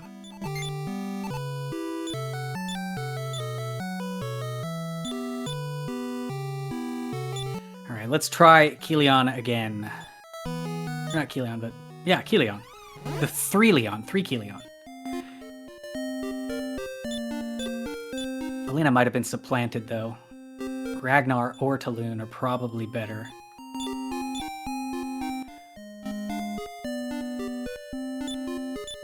What's the attack power on Ragnar? 100 and something? Yeah, we're gonna go with him.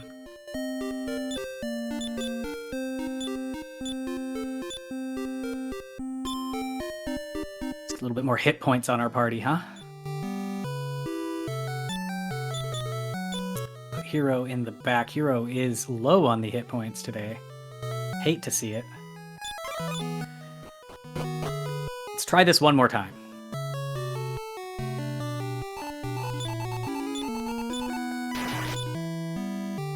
Oh.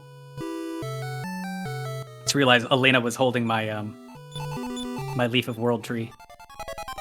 We're just going to have to deal with that. Okay, so Christo, you're going to do the attacks. Nara, actually, because he's casting Sap, I think you just have to attack as well. Ragnar is nothing but attacks. Hero has attacks, and we're hoping to sleep lock some of these guys. There's a crit. There's the bounce that we don't want. Stabs of Thunder, bad. Yeah, 3 attacks each with 3 Kilions. I think we just need to get tremendously lucky in this fight. There's a sleep.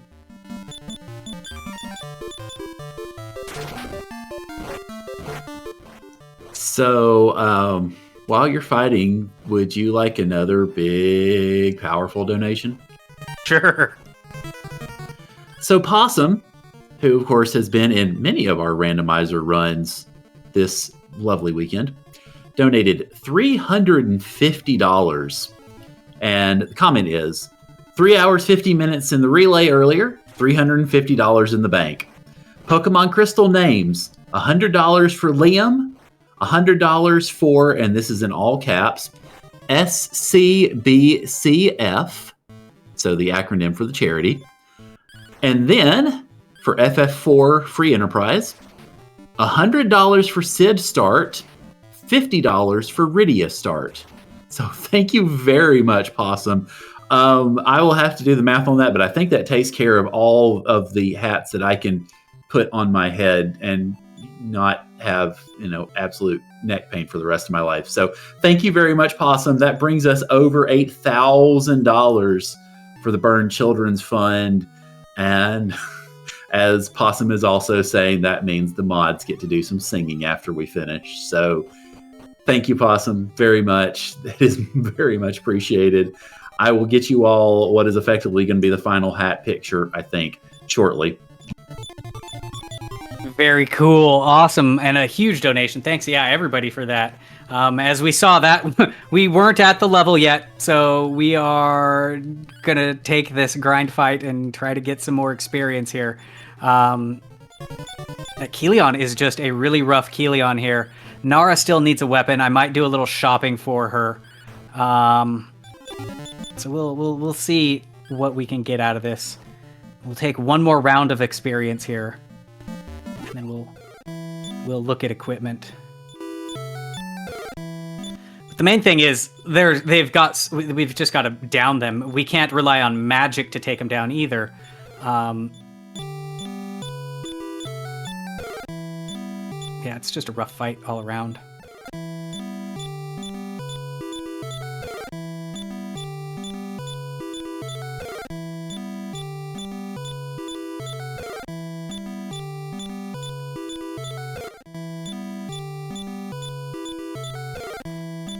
Well, hopefully we'll be able to get through this Kilion fight, though, and then we'll be able to carry on with the rest of the seed. I've still got all my checks and things to make. There's an upper spell. Upper's not going to help us against lightning.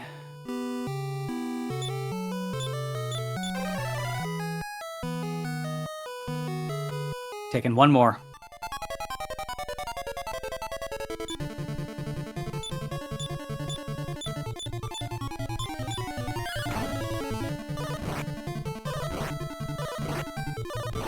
Green dragons have 4 attacks.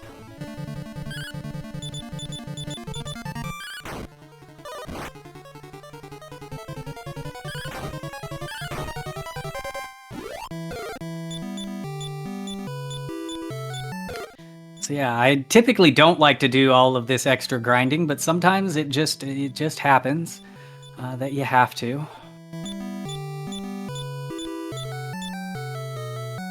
I do like this crystal name bid more. Did that also knock more hat and hat more out of the lead on that? Just out of curiosity. So yes, it did, because I think more hat was 75 and Hatmore was 51. There you have it.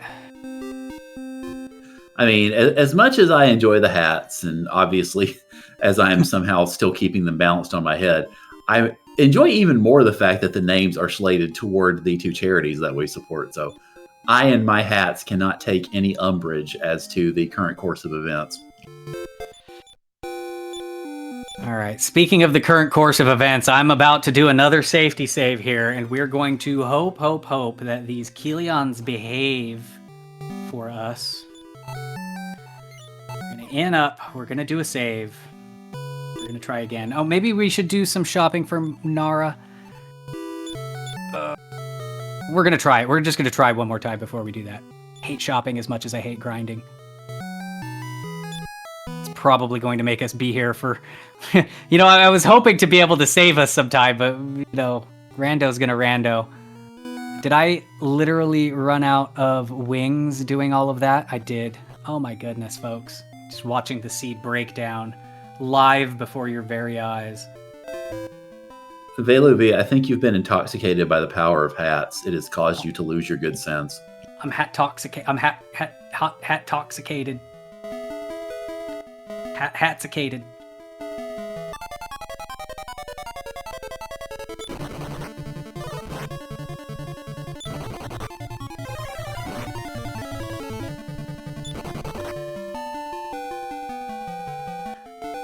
Yeah, that fight there got him back inside the boat, so he's fine. He's not running in the sea anymore. Okay. Where were we? We were here. This is not the place I'm looking for. I remember it was close to here.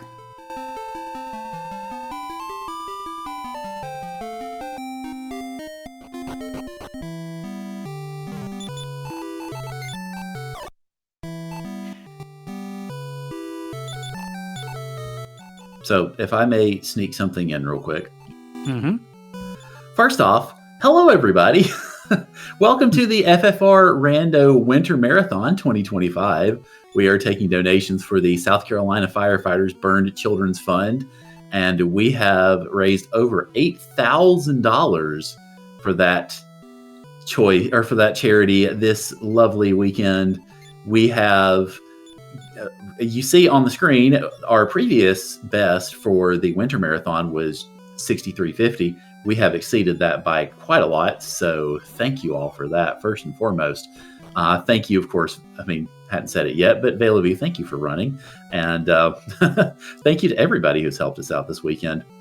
And of course, y'all see the picture on stream of all of my hats, which are currently on my head.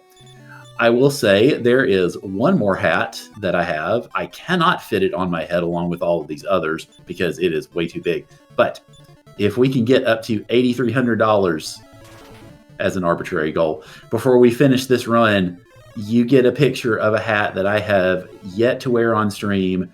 I have never had a picture of it, and it is a gigantic hot dog. So donate for that now, please. And of course, keep going with the bid wars because we've got the names for Crystal, we've got the names and the characters for FF4 Free Enterprise. So all of those are still very much in play. So please make sure to donate for that.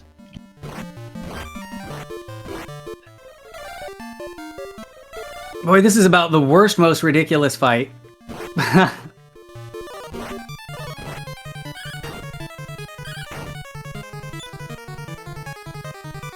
It does not want to go well for us. We need Christo to be sleeplocking. We can't have him be healing here. In fact, I'm almost certain this is another reset, unless one of them dies right now. And I think the advice of finding a weapon for Nara is probably right. Yeah, we need to do some shopping here.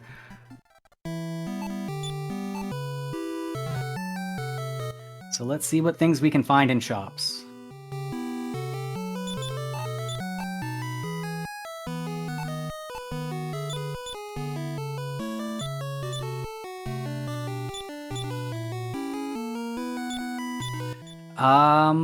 There was usually Rosaville has decent stuff. Unfortunately, things are pretty expensive, and we've wasted a lot of gold dying, so that's not good. There's Hat Happiness.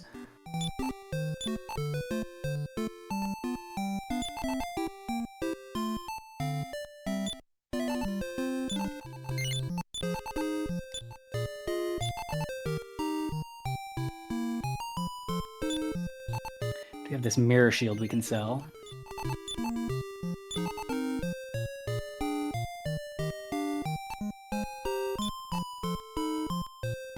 Okay. I don't know that I want to buy that Hat of Happiness just yet, but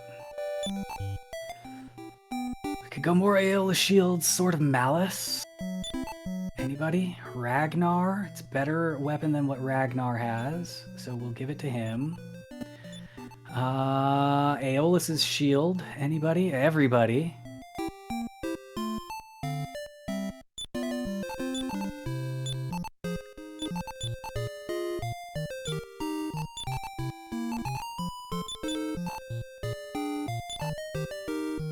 Who didn't have room? You didn't have room.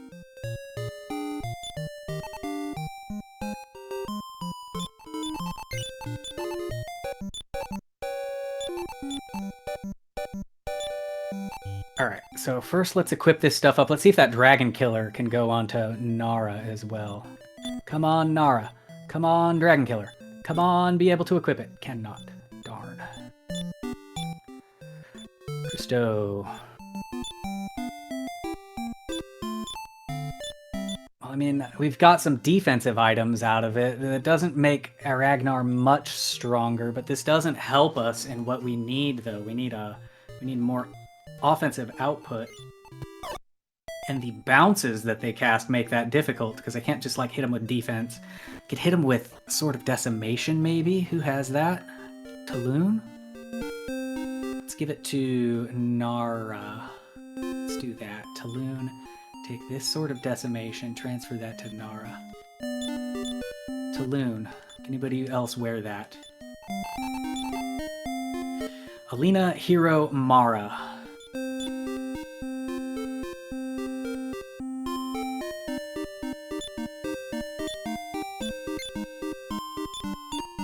Just gonna shoot this over to the hero for now. Else we might be able to try to balance around here.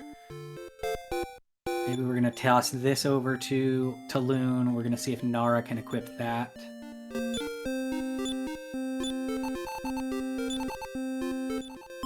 Only Talon. That's not true, because somebody else had it earlier. So maybe she can. We'll give it to her and we'll see. No. The only thing she can equip is the Sword of Decimation, which is cursed. That's great. Christo's good. Ragnar. Hero. Alright, so we have better equipment now. Doesn't help me a whole lot here.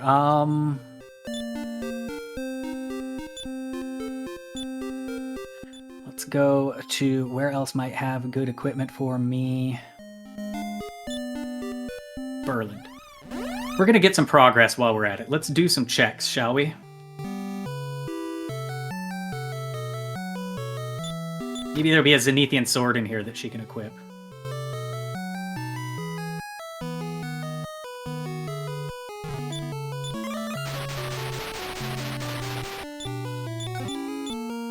Helions just throwing my whole rhythm off.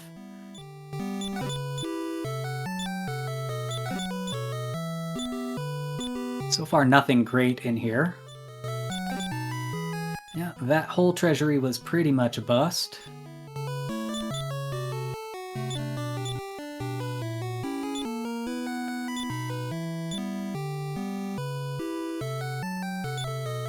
Want to put that life force on the hero.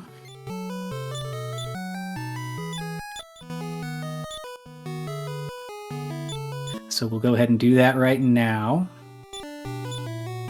Lots of inventory management to deal with as well. Apologize for the menuing.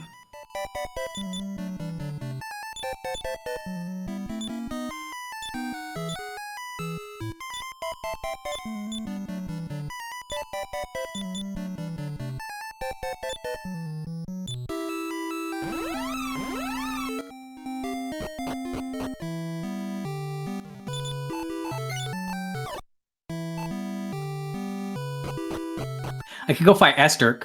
It's not a bad idea.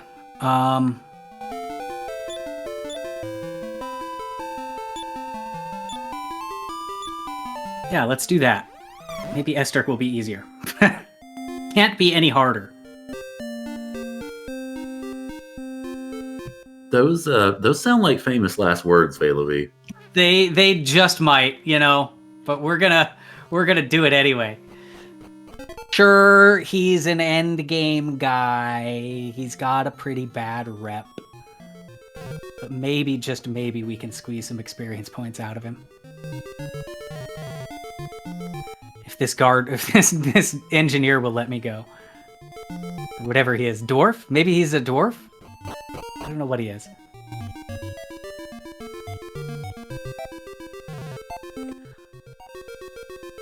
But what I'm doing here, it's is either incredibly dumb or incredibly smart. We're gonna find out which it is. I just hope I can still beat the 3-hour, 30-minute that I promised you all. Here we go. Why not both? The most dumbest, smartest thing I've ever done. There is 8 checks to be got in here.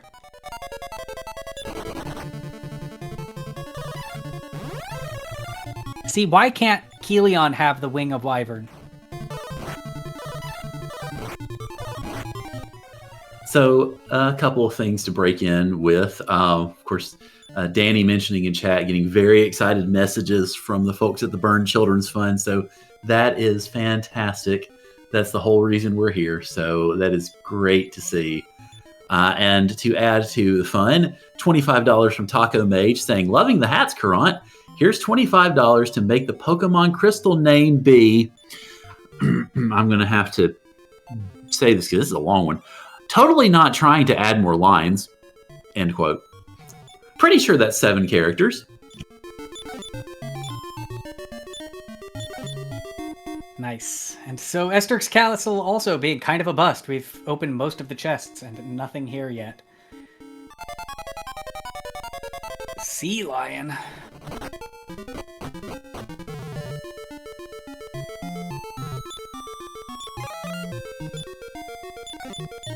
Antidote herb, and this check is a Zenithian sword. Hooray, we got something decent out of here at least.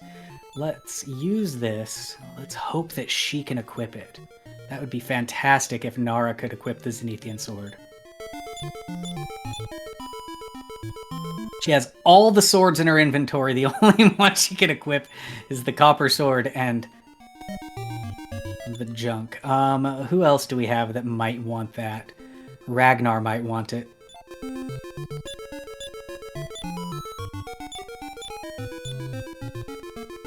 And Hero, we want to keep Hero equipped with the Sword of Lethargy, so we'll equip it just long enough to climb Zenithia Tower, but we're probably not going to use it here. Maybe we fight this Giga Demon?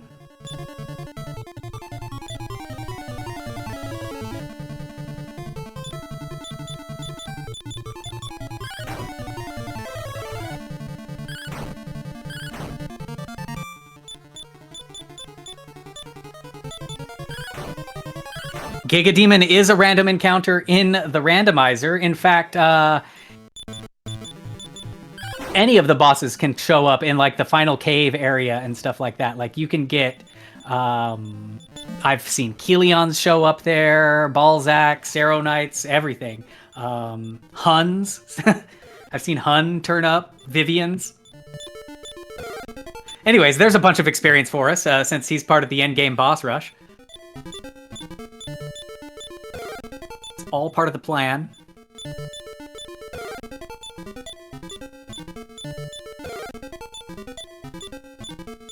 See, I'm worried that I might have to use Aeolus Shield to blow away Estark. And if you use the Aeolus Shield or the Abacus of Virtue, then you don't get experience from it. And experience is kind of what we need, considering that we can't Aeolus those Keleons. I've multiple Aeolus tries and it didn't work. I mean, I suppose I could keep trying to get it off.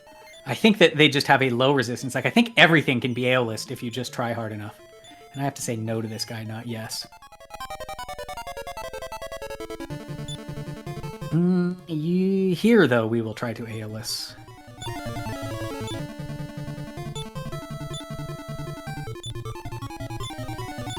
Four Aeoluses.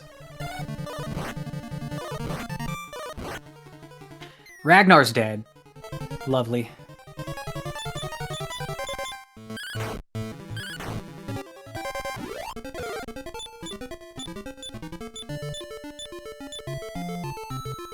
Alright, somebody knows Vivify, I'm pretty sure. Yes. So even my revives are randomized. Here we go, Ragnar's back up. Heal more him.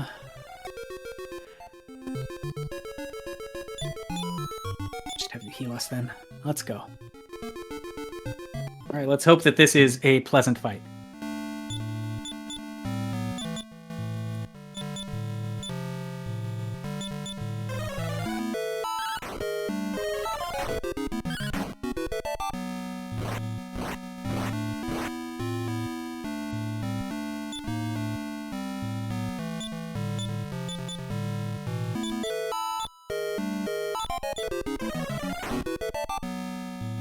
No, this is actually Esther. He's the pre-final boss. The final boss tries to copy, right? So you go to Esther's palace, and then once we defeat him here, Necrocero's just like, oh no, or actually I think his name is just Cero right now. He's like, oh no, the secret of evolution, I failed. And then that's what inspires him to evolve into the worst one. Anyways, there's a bunch more experience for us. We weren't able to, well, we didn't try to Aeolus shield him. Mainly because I'm worried about experience. I want to take this party in to try to beat those Kelions now. Yeah, it does have that same music, and I do like the end boss fight battle music. The Necrocero fight has some pretty sweet sounds, man. Fend Dispel, Numb Off.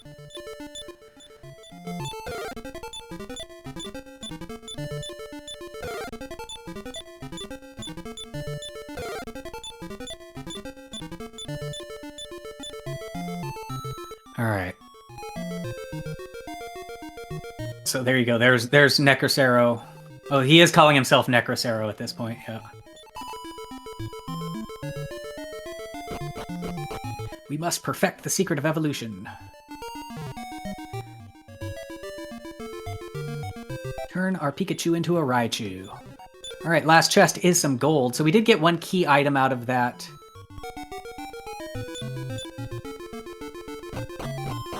The path out of here is typically a death warp, which is what we'll do up here.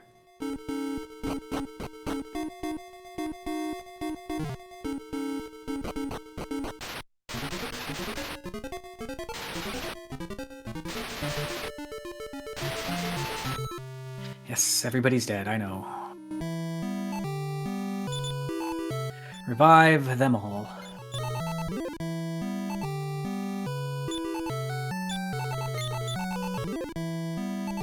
All of that, and I don't think anybody learned Return, which is the one spell that I really want.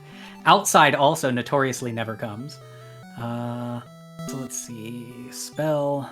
Yeah, no Return spell. So we will wing.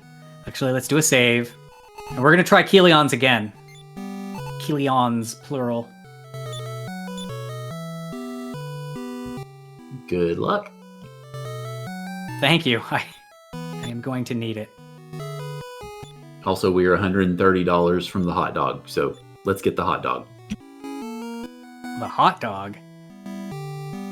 Yeah, hot dog hat. Oh. Okay. I'm going to use this water. Did I already run out of wings? Did I burn all of my wings dying again? Okay, well, at least we're in Bon Malmo.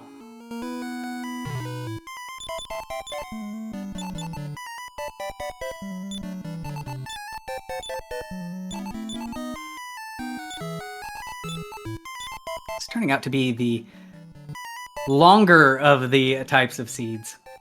It happens from time to time. Again, folks that are hoping to be at the end of the game by now. Sorry.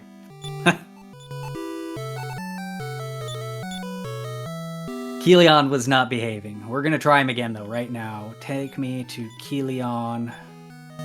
Or you know what? Well, no, we need Bray. Because he's one of our party members. I was gonna say, we could also potentially skip this.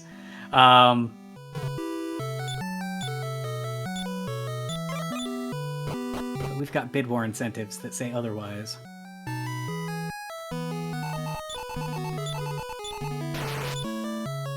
Bray is in the lead still, right? Or he's one of the leaders?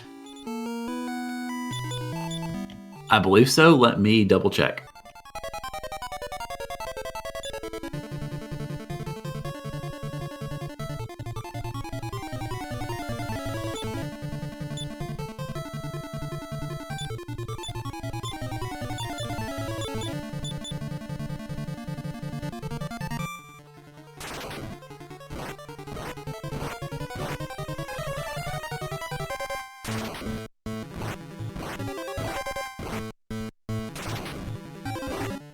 Stop swinging stabs of thunder.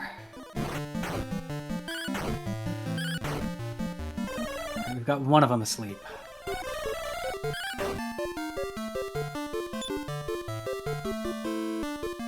she is going to use that thing again. Use it. You are going to heal us, actually. Ragnar attack, hero attack.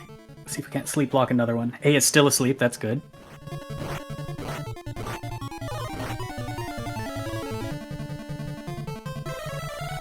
More defense power taken away. Like, if I can kill one, it makes it so much easier of a fight. The problem is, when they're asleep, they switch to a different target, so as to not attack the sleeping one.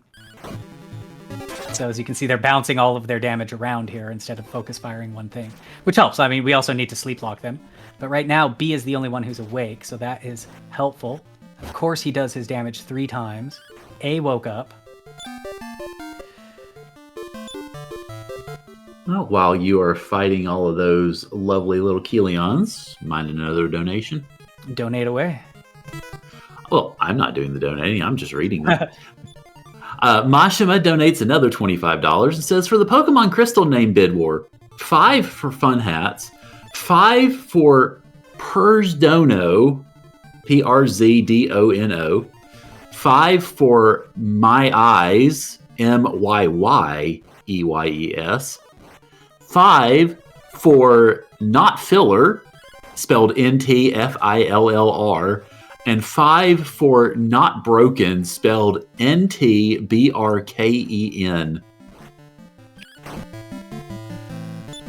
Very good, and it looks like we got one asleep, which makes me very happy. It should make this, or sorry, one down, which should hopefully make this a better fight.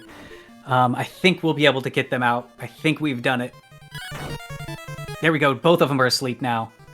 We can just crank out that damage. Actually, one of them woke up, but that's fine. Damage, damage, damage. There we go. We only got 62,000 experience points from that battle, so we'll be leveling up quite a bit yet again. From here, we'll take this to another boss fight. We'll pick up 3 checks, and then I'll set up my final key. So we're probably maybe, unless the next boss fight is also horrible, maybe 15-20 minutes away from locking in whoever that party's going to be. All right, so y'all heard it. If you want to influence the bid war for the final party, you've only got about 15 minutes. So for now, we're going to sit through all the level ups, which usually, so typically what we'll do is we'll figure out as soon as possible, like early on, who are you going to use in your final party, and kill off all of the other party members so that we don't have to sit through these level ups. Several minutes. We're probably losing minutes and minutes to level up screens here. But like that can also bite you. You know, you might kill somebody too early and realize that, you know, it turns out they were the best one, you know, in the game. They just were a late bloomer or something. But usually by the time they're level 10 or 11, somewhere in there, you have a pretty good idea of who you're going to keep.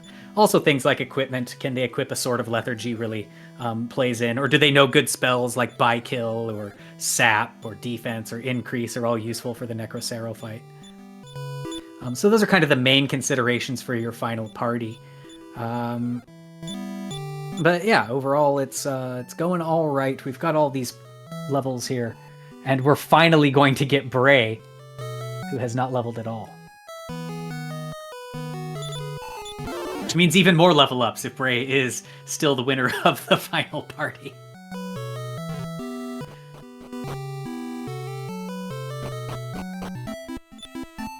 Alright, from here, did anybody learn Return? All of those level ups and still no Return. Oof. Big oof. Wing me back to... We're going to keep using Von Malamo as our save point just because... in case I run out of wings again. Let's see here. Tactics. Yeah, Bray's level 7 right now. None of these are looking much better than already, so we'll just keep everybody as is.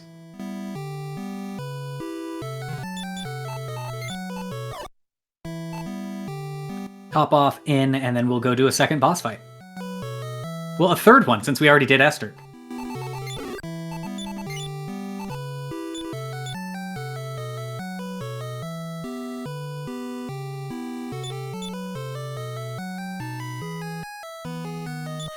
Wing me to Sand team.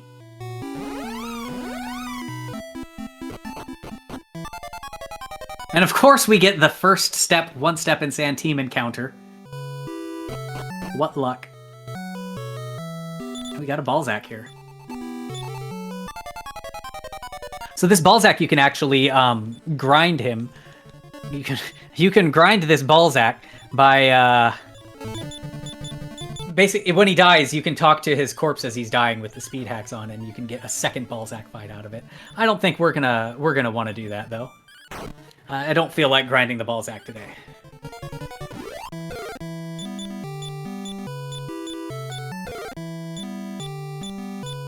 Although Bray might want those additional 30,000 experience points, the whole rest of the team probably doesn't. His name actually is Balzac, yes. It's Balzac 2, second Balzac. We fought Balzac earlier in Chapter 4, defeated him, and now this is his evolved form, which is why he asks us to gaze upon his magnificent body.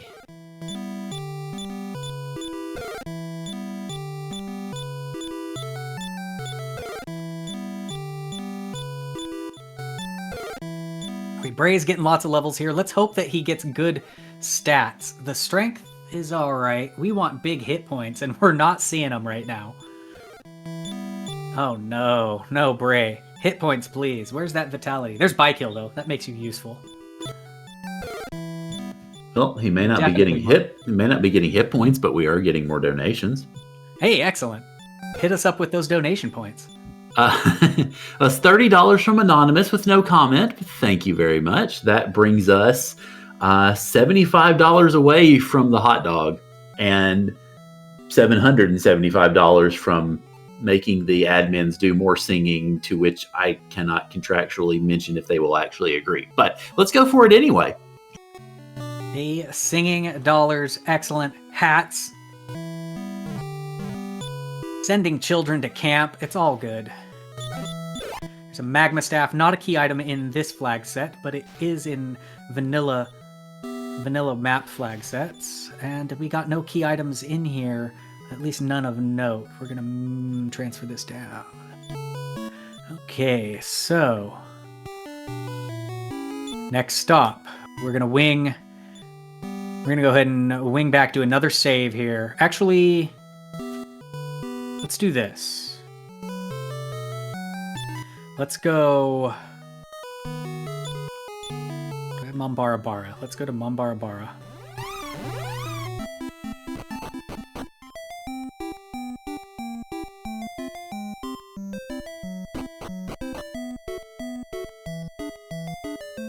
Get this panning.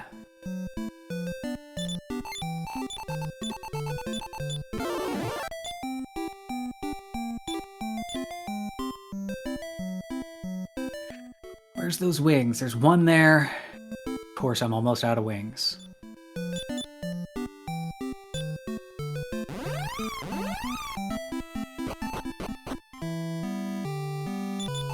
Not getting return is the worst.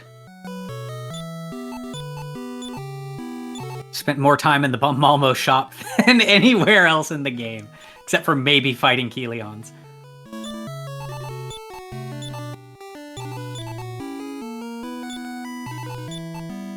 Gonna need a few of these as well.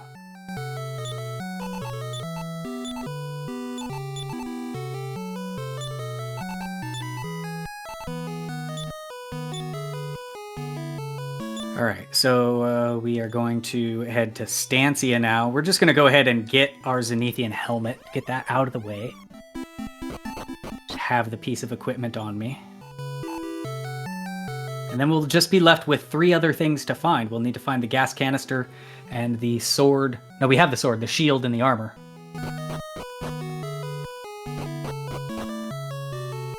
Oh, I'm dumb.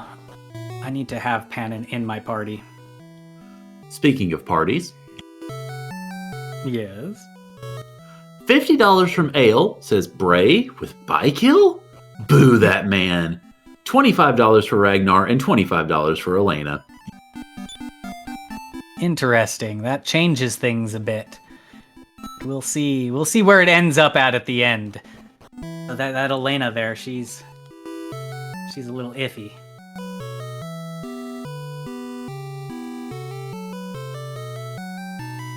which is actually the one I was planning on putting in jail. But it's probably not a good idea since I just stacked her with all of my wings of wyvern. Now, fun fact, there's just enough time to walk on all of these flowers before it's your turn to see the king. I bonked, so there was a stutter step there, but if you do it properly. Anyway, there's a Zenithian helmet a Zenithian hat, if you will. And blasphemy, we're going to drop this other hat on the ground. We're also going to get this thief key out of your inventory. And Alina, you're going to wing us to Gardenbur.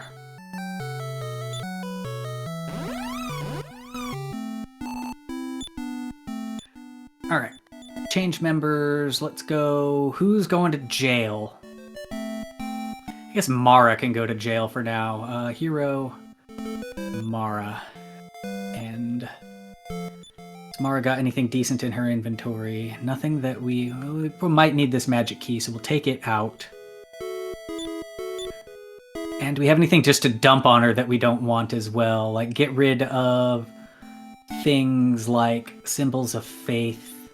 And get rid of things like lamps of darkness. Actually, Talon can hang on to that. I think we're good like this. That's fine. All right, so we need to do the whole jail scene to get our final key. I will do this check first. Gas canister. Excellent. That's one of our key items. So we can get the balloon now. If I had checked this when I first found the place, I could have a balloon already.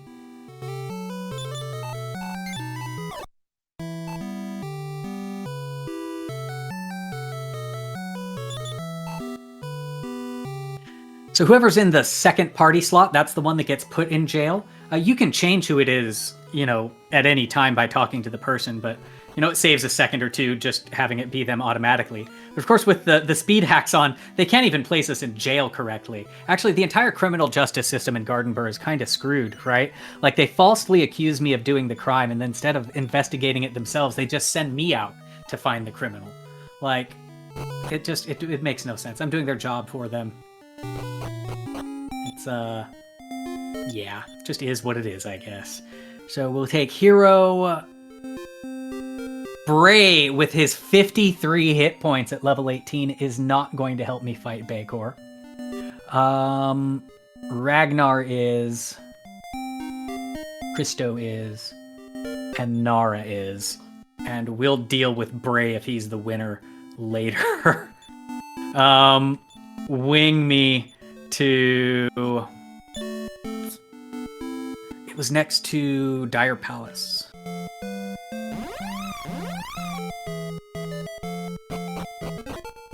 No, it was not. I could have swore it was next to Dire Palace.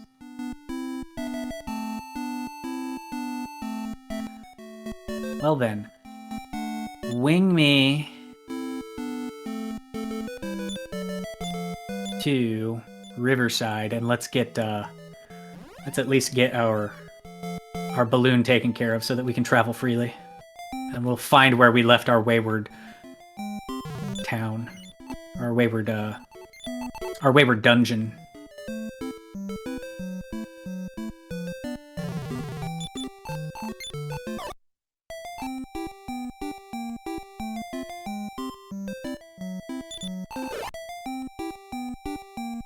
Alright. Darn Cave, where are you? If I recall, you were kind of toward the north then, eh?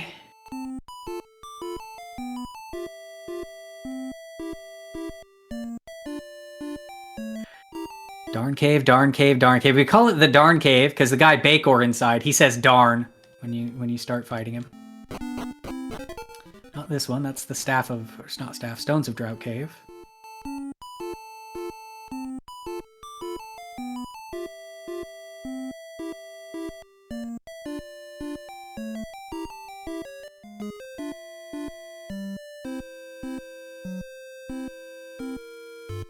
I think this is it here. It was next to Rosaville, that's right, not Dire Palace. How does DQ4 Rando work? Well, basically, the party members are randomized by chapter. So who you get for each chapter is random. Like we started this with, I forget who was the chapter 1 person. Maybe it was Alina. So that's the first bit of it. Then in terms of like the equipment that party members can equip is randomized. We have the spells that spellcasters can learn is randomized, completely randomized. You can make it so that it just shuffles their vanilla spell list, but here we randomize it. Quality of life wise, it allows you to control all of your party members in Chapter 5, because the AI won't work with the randomized abilities. Monsters are randomized, abilities are randomized. The overworld map is completely shuffled and randomized. But these are all options that you can turn on and off as well with your flag set.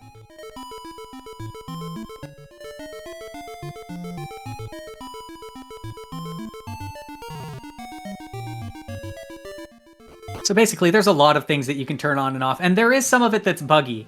It hasn't been updated in a while, so you know, if there's any randomizer developers out there that are looking for a pet project, I'm sure that Game Boy's notes are available on the Git, and you could pick that up. Could use some additional lovin'.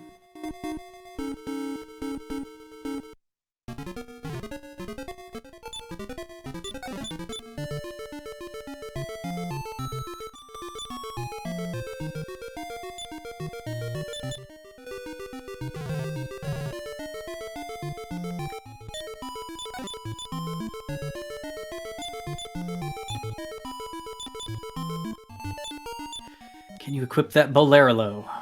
Cannot. Anybody else we want to see if can equip anything before we go here? Not really.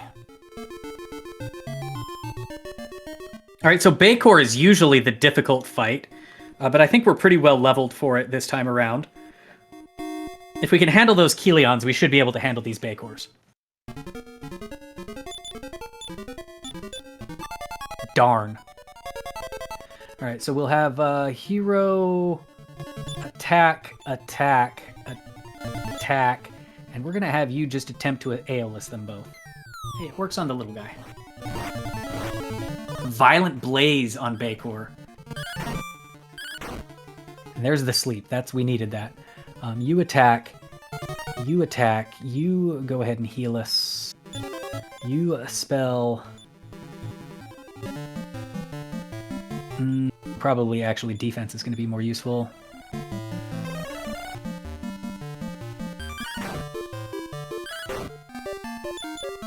Alright, go to sleep. I should have you cast a spell instead of attacking there.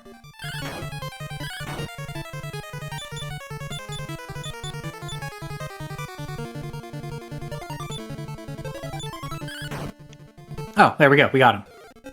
Another casual 65,000 experience points. Could you imagine if there were 2 Bakors? We'd have 120,000 experience. 130. We'd also have another donation. Uh-oh, donation time. $90 from Mashima, split evenly for Mara, Nara, and Bray. Okay. And that is going to put us dangerously close. Like, once these level ups are done, I need to walk out of this cave and go back to Gardenburn. We'll have that final key, which is what I called the cutoff. So if there's any other last-minute snipes for where it's at, if you want to tell them the standings, go for it. But we're definitely closing in on it.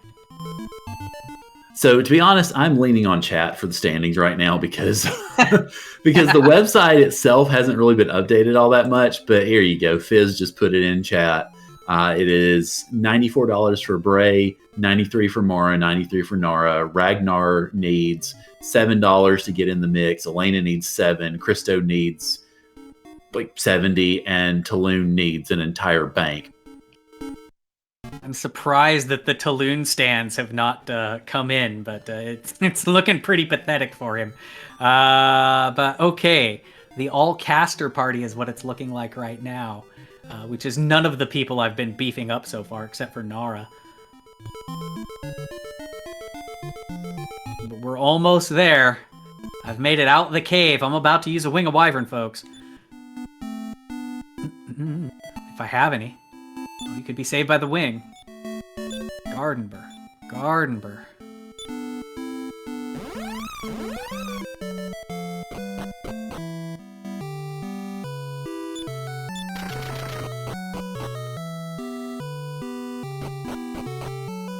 All right, and that's it. I've got a final key. So we are closed. It looks like we're talking Bray, Mara, and Nara as our final party. So let's go ahead and get that all set up. First things first, we want to go Bray, Nara, and Mara. So let's grab Nara with the most hit points. Ragnar. So can I interrupt you? Yeah, go ahead. So sliding in right as you were making that speech, Gungati with $330. And here are your totals. $30 for Bray, $75 for Nara, $105 for Talon. Oh my god, okay. And $120, I assume this is supposed to be for free enterprise. Name the hero, I'll put in Twitch chat. Alright. So who does that end me up with? Because I need to kill some people off.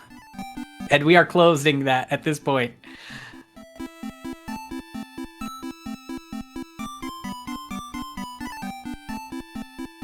I believe that puts us at Talon. Who does it bring us to? Bray, Talon, and Bray, Nara, Talon. Okay, we can deal with this. Bray, Nara, Talon. That means I can still kill off all of these people. Bray, Nara, hang on, Fizz. Fizz is thinking. Okay, yeah, that's confirmed. Bray, Nara, Talon.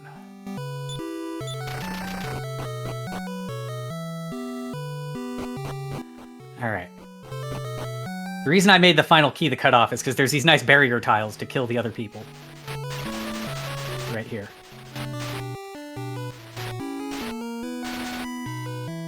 Goodbye, Christo. You served me so well.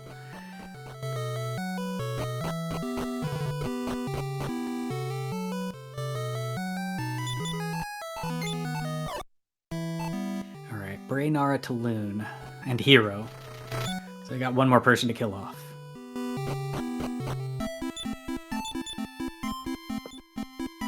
Nara, say goodbye to your sister. Make her wear that Flora dress. So that you don't know what you're doing to your own kin.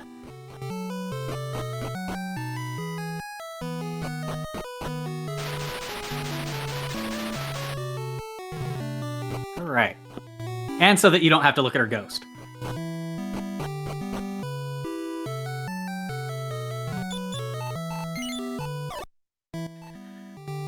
Alright, so now our party can be who they're going to be for the rest of the game. Let's get them in.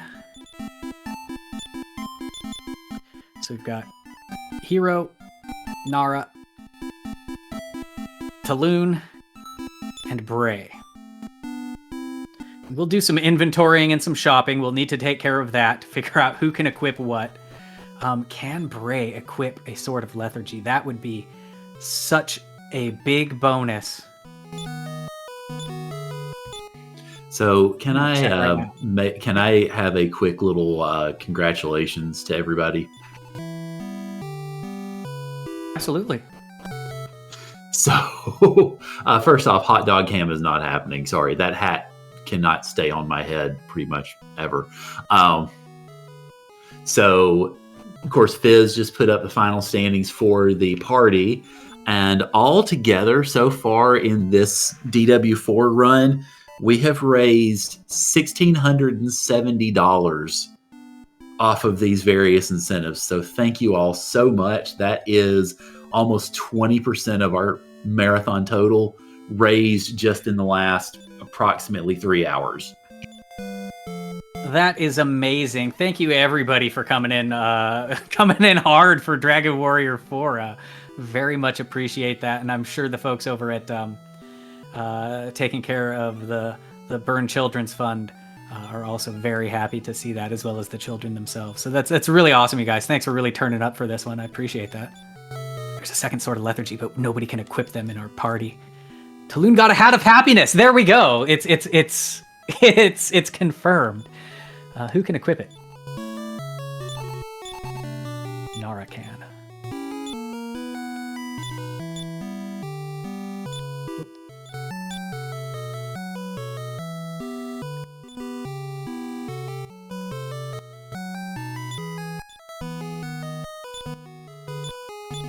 So we'll just toss that over to Nara. Who still has all of those swords in her inventory. I'll need to get rid of those eventually too. All right. Item. We need more wings eventually. So we'll do Bunmalamo next.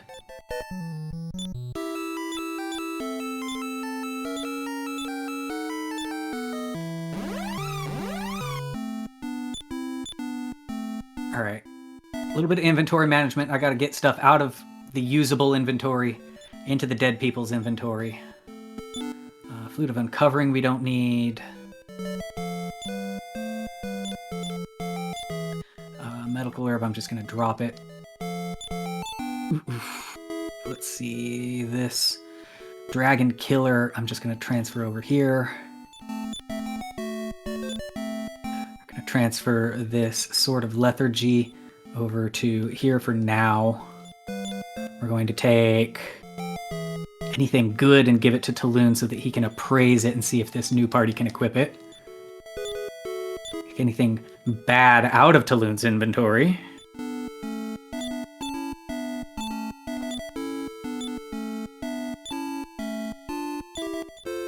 Who has Final Key?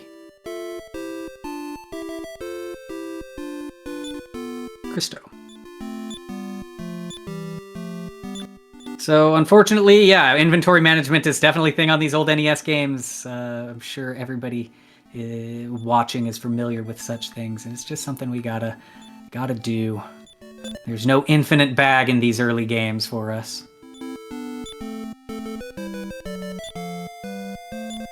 All right, I think we're good for now.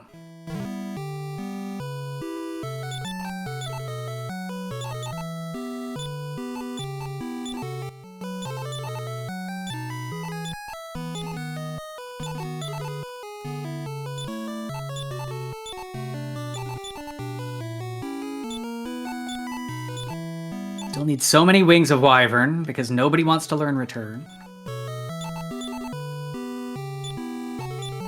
Alright, I'm gonna grab one more here and then we're gonna continue on our way. Hopefully that's enough to get us through the rest of the game. I need to go back to Lakanaba. There's 3 checks here. Basically with the Final Key we can go and get all of the checks in the towns and things, castles, that we were not able to access before.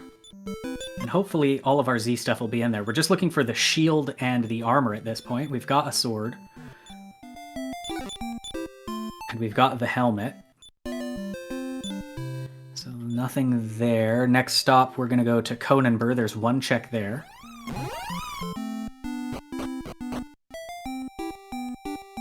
And if not, we'll start cave diving. We'll start traveling to dungeons and things to try to find our last 2 bits. Here we've got a fairy water.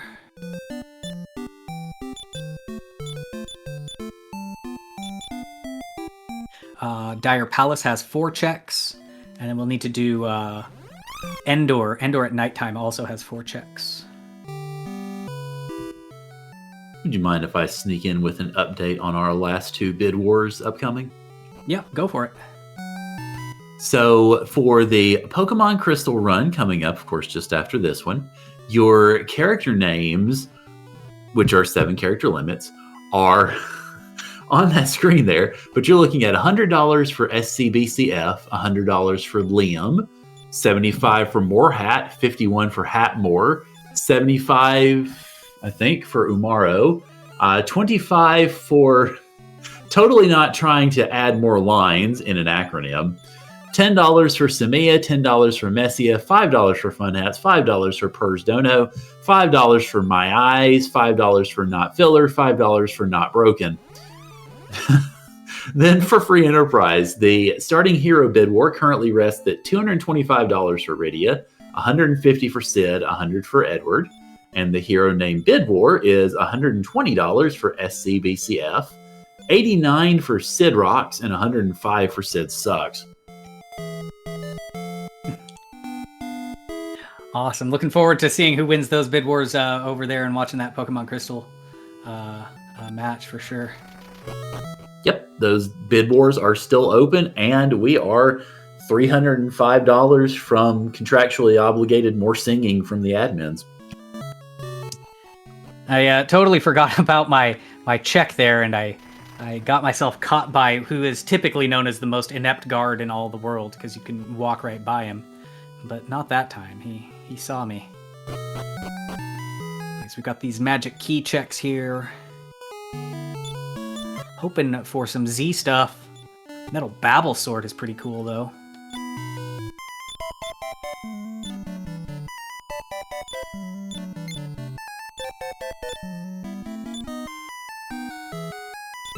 Where is it? It's right there. All right, Taloon, why don't you tell us something about this Metal Babble Sword? Hero, Nara, Ragnar, Christo. There's Nara's weapon. Nara found her weapon.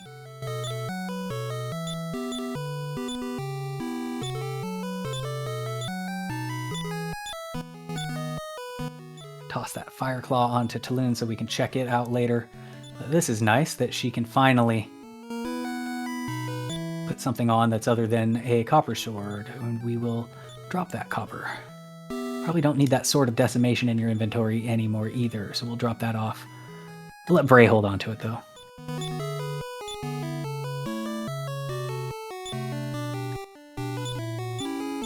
Bray in his dancer's costume. All right, we got 2 more checks in Endor to do. And now I'm really going to be pushing to get that 330. I hope we don't go over. We shouldn't. I mean, it's just 2 more things. Once I find the 2 things, it's another 20 or 30 minutes to end the game. So yeah, we need to hurry here. I'm hurried as quickly as I can, folks. Full moon herbs. I guess it means that more time to get in donations for the bid wars. I don't know. I'm trying to look at the silver lining of the thing. Of course, I guess whenever you're going to do a randomizer marathon, the rando is always going to give you just the worst stuff available. This is no different from that. And it's time to check different checks. I think our next place is going to be let's wing our way over to Riverton. We'll do the 5 checks in the Colossus Tower here. Let's see about Taloon. Praising some of this stuff. Hero and Christo and Taloon. Good. Actually, the best thing for him is this. Unless somebody else can equip that.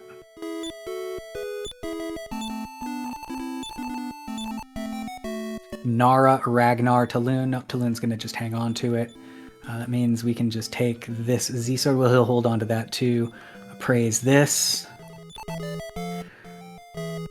Hero Ragnar. I'm looking for something for Bray.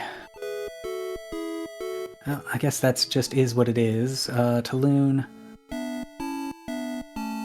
Some Mysterious Belarlo I wanted to try on for Bray. Like, it would be nice if he had some armor. Maybe we just do shopping when we're all done. Probably is the faster way to take care of this. But there are 5 checks in this Colossus.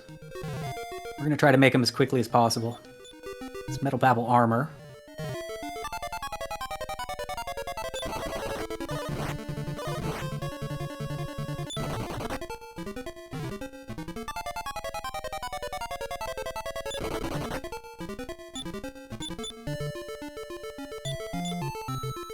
I don't have Healus anymore because we got rid of Christo. Thanks, guys. Appreciate that.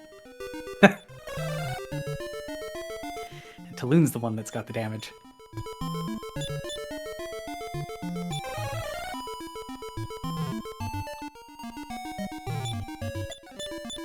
Leather shield is worthless.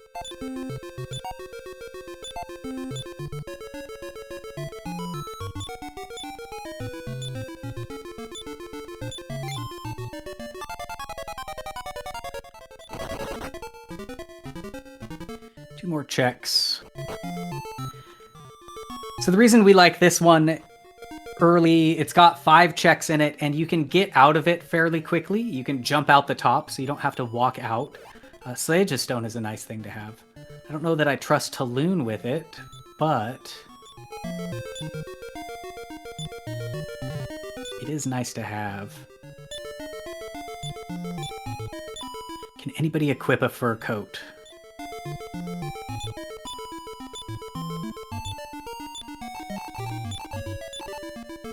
Nobody.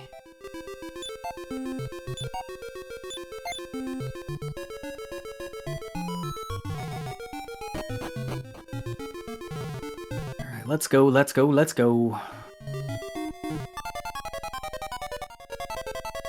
You know what? I know there's 2 more checks that are free checks that I totally forgot about. They're easy to forget.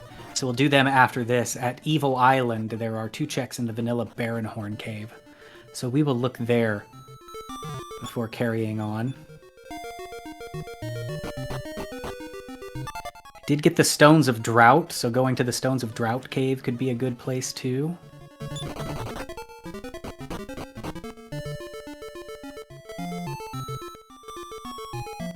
Don't remember where that was though, so we'll have to go find it in our balloon.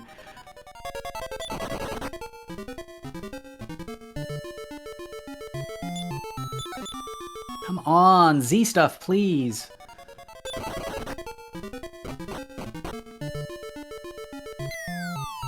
Of course, the last place we check is all the way at the bottom of Orin Cave.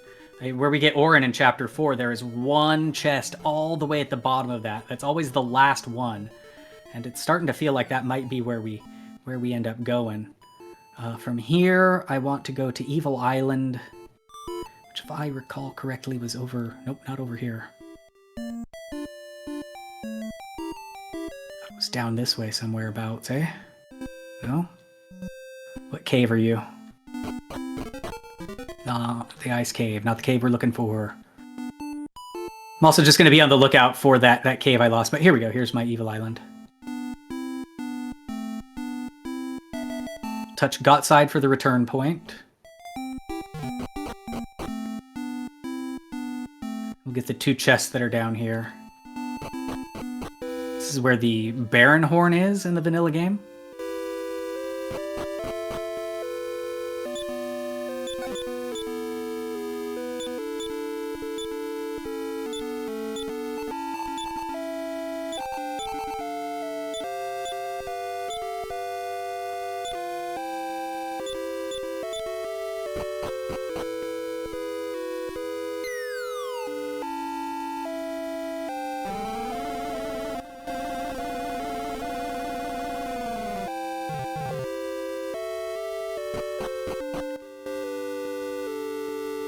Nice, serene shrine music.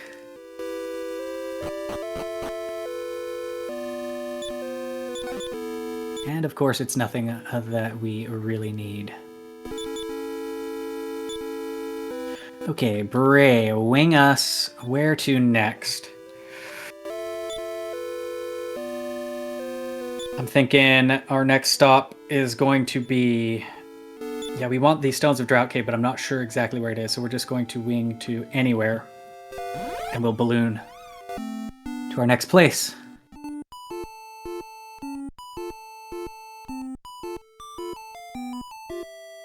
Alright, we got the Sea Cave right there. That might be a good place to do. Just get the Sea Cave check. Can I use my boat? I can't. Not from here.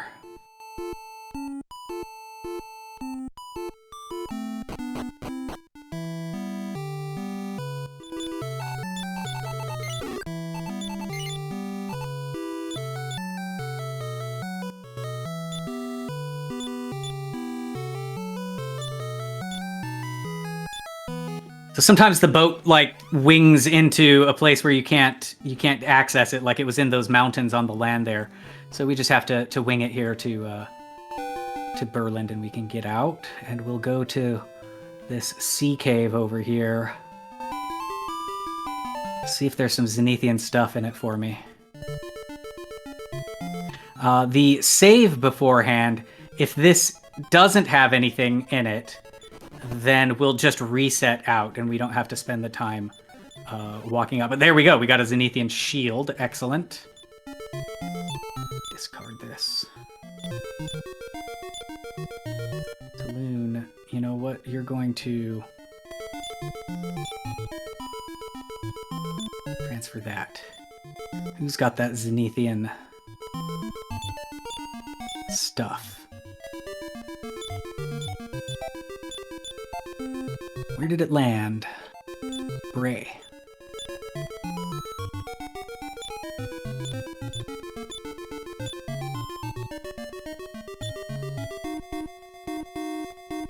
Hailless Shield is actually better, but Zenithian Shield has, I believe it gives you some, like breath defense. Or maybe it's the armor. Something does. So we're just going to equip it anyway. And I want to see about this Bolero. And if anybody else can equip it. If, like, Bray can equip it.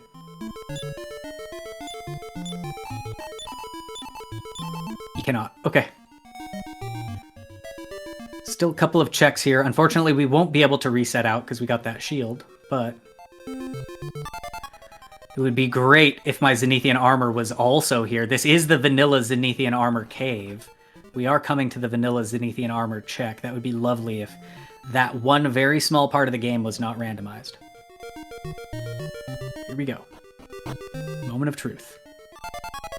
It's a treasure guard that hasn't seen me yet. Half plate. Gold. Discard. Let's go. All right, so we need to walk out because we got that Zenithian shield. We don't want to reset it away. And we need to find our last piece. Stones of Drought Cave. We've got the Royal Crypt. We've got the World Tree, which we've taken one check out of already. I don't think I've even seen the Royal Crypt yet.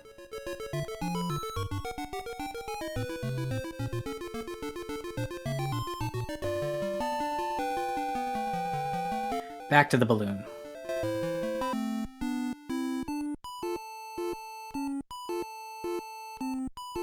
Cave, are you? This is, actually,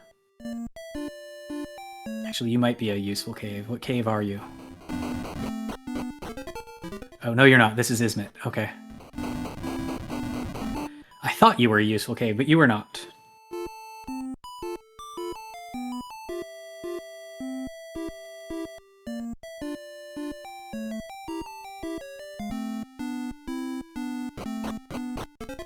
This is Bacor's cave, right.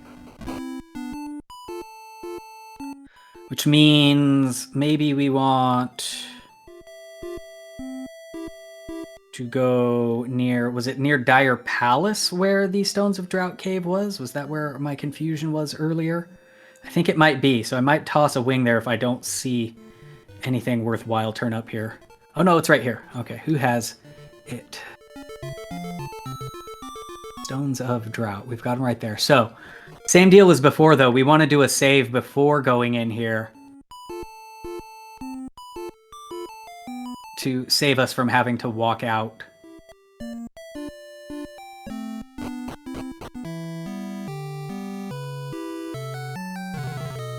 So we'll just save here at Stancia.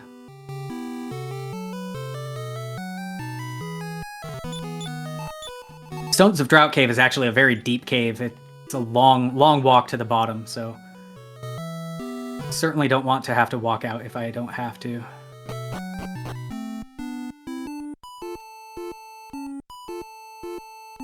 What are you? Are you the other place? I kind of want to do this one first, actually. There's 3 checks here, but I feel they're easier to get to than the ones in the Stones of Drought Cave. And then if this doesn't work, then Drought is right there. I can still use my same reset. if need be. 2 king medals. We are not going to fight them. First check is Zenithian armor. That's all we needed. There we go. We're done, folks. We're done with key items. Just like that. I'm glad I went here instead of the Stones of Drought Cave.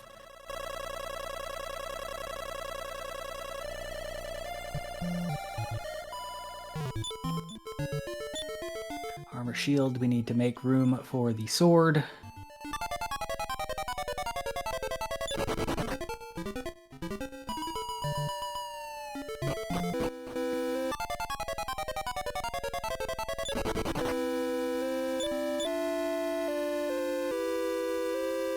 Not lethargy.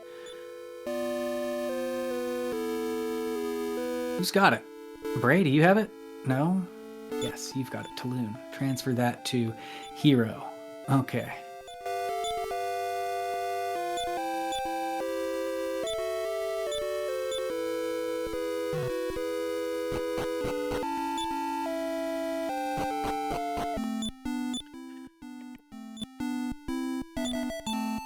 Wing me to Got side.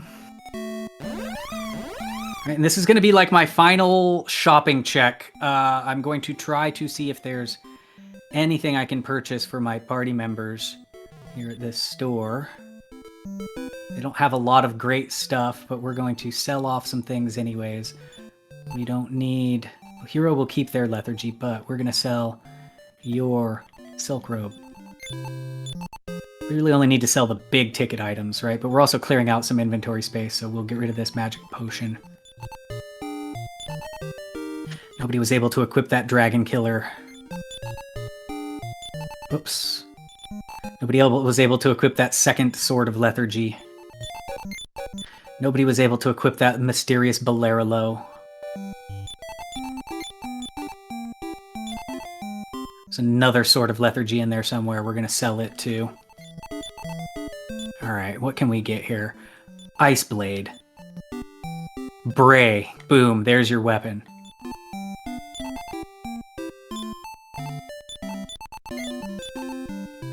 Sword Edge Armors. Come on, lots of people be able to equip them. Hero Talon. Okay. I think we might keep that Sacred Robe instead. Is there anything else worth just even looking at here? Wooden hats, thorn whips, leather dresses. I'm not sure if there's any other shops in this town. I'm going to take a quick look-see. There's something up here. I thought there was maybe a shop up here. Yeah. Robe of Serenity. Anybody? Talon doesn't want it. Don't care about any of that stuff. Alright, well, that's what we've got. That's what we're dealing with here. Actually, I think they're fairly decently equipped. Bray kind of sucks, but Bray kind of sucked anyways. Let's do this. Re-equip Hero with Lethargy. Keep the armor. Keep the shield. Keep the helm. Go. Let's get this thing finished. So Bray's gonna want some experience. We're gonna try to get him some along the way. We'll take experience out of the boss rush fight. Like, we won't Aeolus spam them.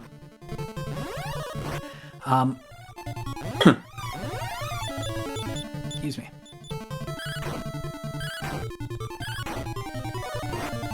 Oof. Well, Bray's not getting experience when he's dead like that. Hero Vivify that Bray. Maybe Bray will just be dead for the whole Necrocero fight. Like, that's fine too. I don't think he's going to be contributing a whole lot. Maybe buy kills in the beginning. So as long as he can get some buy kills off, maybe take a hit for the team, he'll have done his job.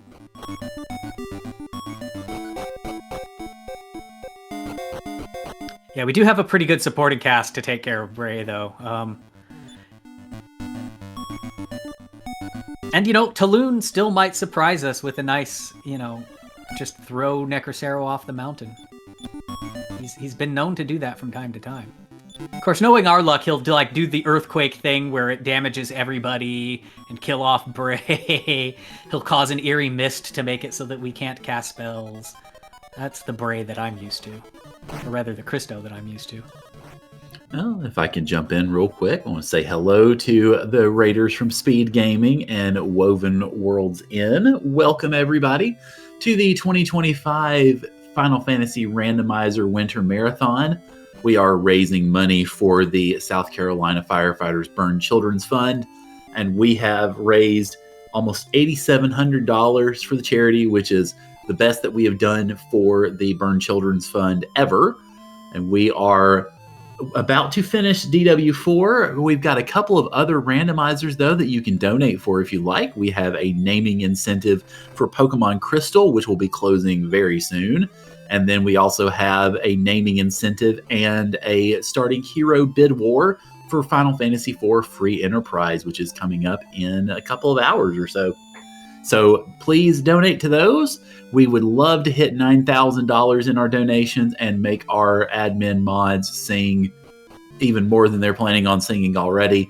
So get those donations in. We'll get the links up for you in just a moment. And thank you very much for showing up and for watching the streams, and hope you all enjoy it. Absolutely. And here we are. We're to the final cave. Finally, we're at the final cave. We're just going to have... Actually, let's put Nara in the front. She's the one with hit points. Encounter. We're going to put Nara in the front here. Pop a couple of heal mores off. Actually, bringing Christo back to life in order to cast Heal Us might be a good idea. He doesn't have to be dead. He just can't be in the final party, right? So maybe we do that. And that will just help us later. Or it will waste all of my magic points right now trying to bring him back. Okay, never mind. We're just going to leave him dead.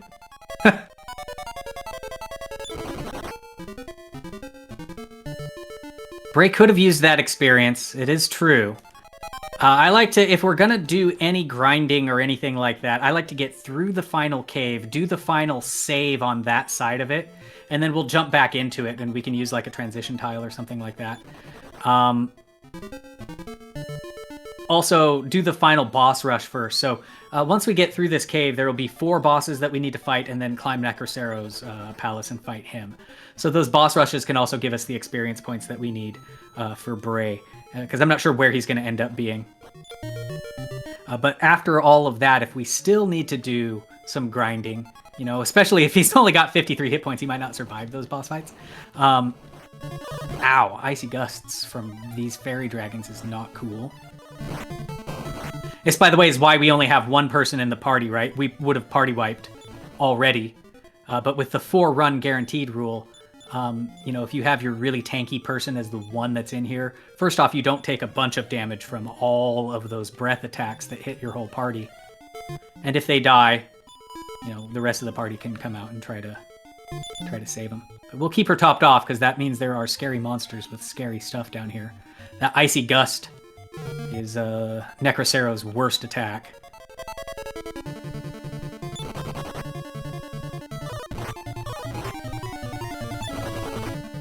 Here we go, we've got Infernus Shadow. Since I don't have my party menu, I don't really want to fight them. And that's the thing, turning off the sorry, I can't speak right now. Rather, turning on the control all party members gets rid of the wagon menu. You'll notice there's no tactics menu here or wagon swap that you have from the vanilla game. So it means that while we do have the benefit of being able to control all of our party members, we can't swap them in and out of battle during the fight. So the wagon, like getting the wagon, the Baron's Horn, and all of that stuff for the end fight is not really necessary. Although, if your party does wipe, the remaining party members, if they're alive, would jump out and continue the fight. So it can be useful to have it, but it's not necessary. Let's fight this Bakor.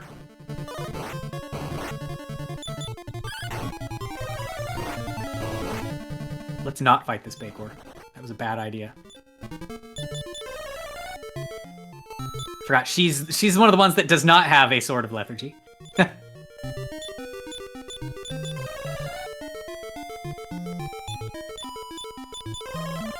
Fortunately, I'm poisoned, and I don't think I have any antidote herbs. Well, Moon, yes. can also serve as kind of a final check. Oh, I do have an antidote herb. Excellent.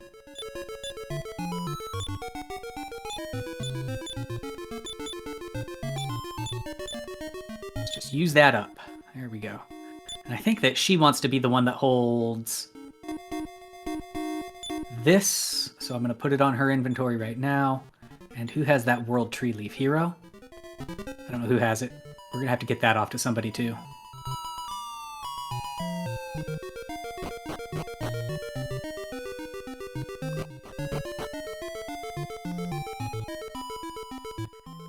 We're nearly to the bottom of the cave. I always thought this was a cool cave too, because it like starts as a cave going down, and then it becomes a tower. So like the bottom of the cave is the top of the tower. So it's like a little stalactite or stalagmite. I don't know which, but it reminds me of those. The kind where it starts at the top and then it goes all the way down to the cave bottom.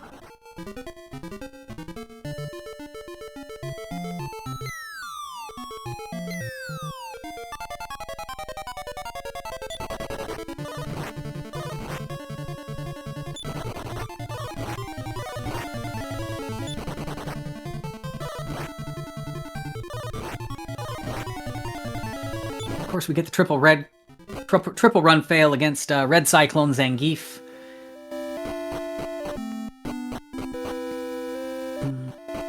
Let's put the party in. 1, 2, 3, 4. But I think what we're going to do... I just want to make sure that everybody gets healed here. I'm not sure if non-party members get healed by this guy, so it's kind of just a safety thing. He heals you and he saves you. Or he saves the game. And we're going to do this. Bray will get experience for being in the wagon. But then I also don't have to worry about him taking a stray hit and getting killed. And not getting any experience. These you have to stutter step, otherwise the double walk speed will mess them up.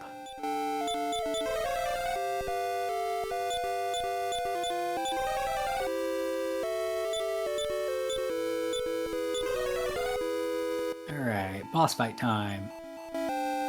First of 4 boss rushes. We've already killed 1 Giga Demon already. Do this spell.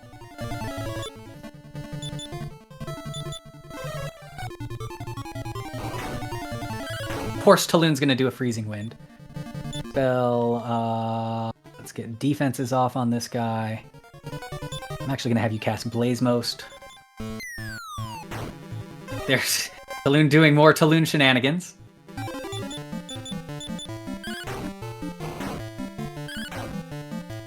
He's not going to do any regular attacks, is he? Icy Gust, but not doing much damage out of it.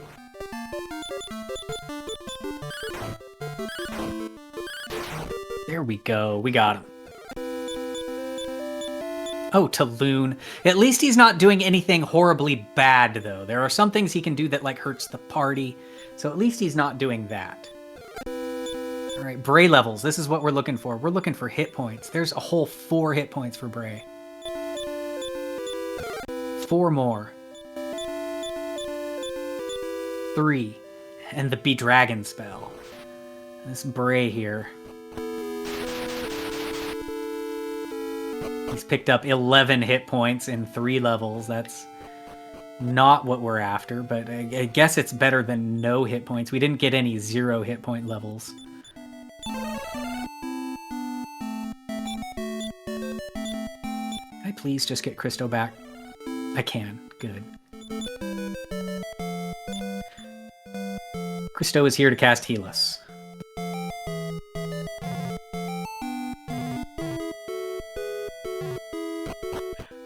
Alright, next party fight. Or next big fight. There's that Infernus Sentinel that we ran away from earlier. He's got a Flamadog buddy. That's not cool at all. Let's do this.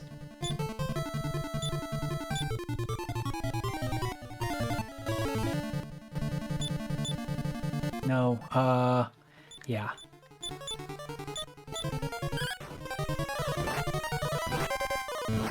I can actually bring Christo into this party. It's just the final party that the rule is about, right? Taloon is dead for some reason. I think he just killed himself, maybe?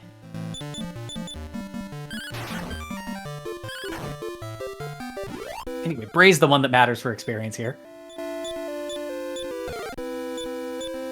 Sorry, he just unalived himself, maybe?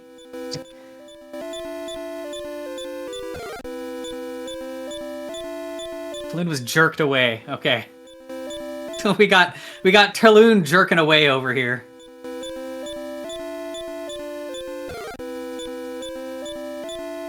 Bray just is now finally picking up. All right, good vitality, good hit points. This is what we needed for our Bray.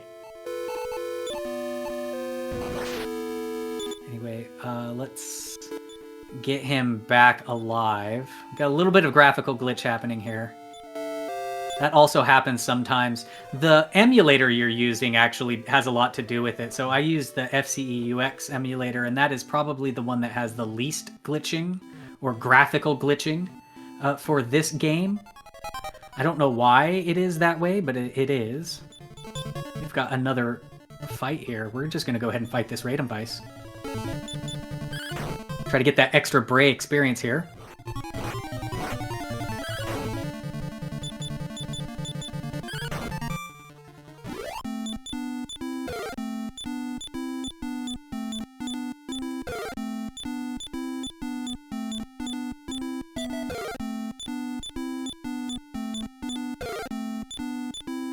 This is primarily for the Bray experience, but we do need to sit through the other level ups. Christo's going to get some too because I need him for Healus.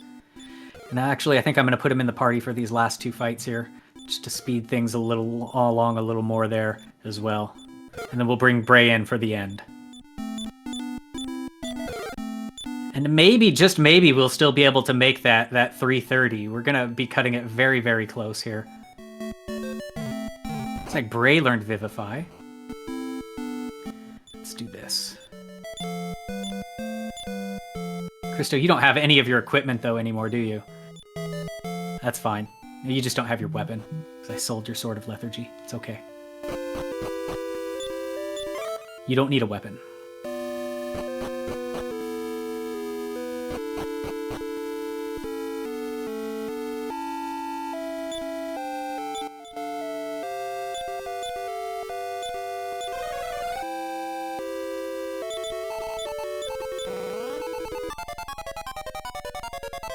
All right.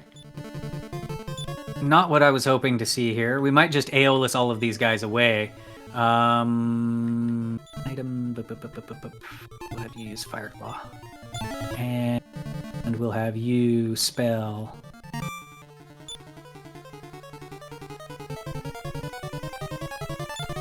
Spell. Actually, don't spell.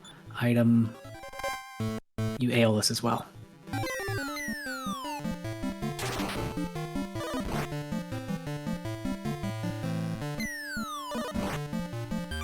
Okay, we'll fight one. Get one piece of experience. Whoa! Taloon jerking away again. Something tells me that he's going to do this against Necrocero.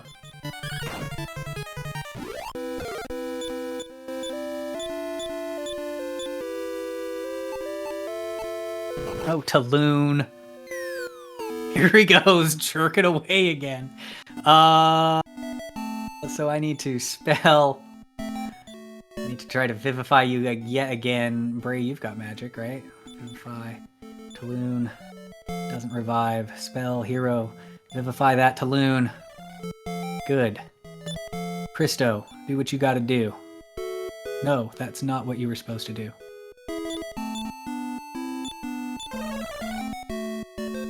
Alright, one more boss fight. Hopefully Bray is good enough. I think he is. His experience has been better. I think he's still just shy of 100 hit points, though. I would be more comfortable if he would break 100 hit points. Alright, Nara...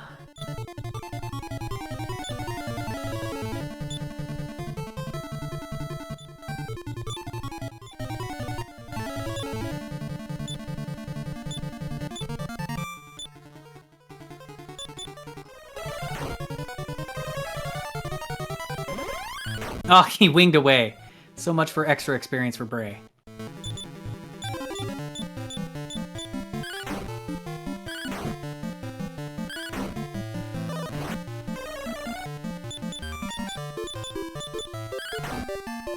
Get rid of that Healy. Alright, but when Taloon does attack, he's hitting for like 230 damage, so hopefully he doesn't jerk away.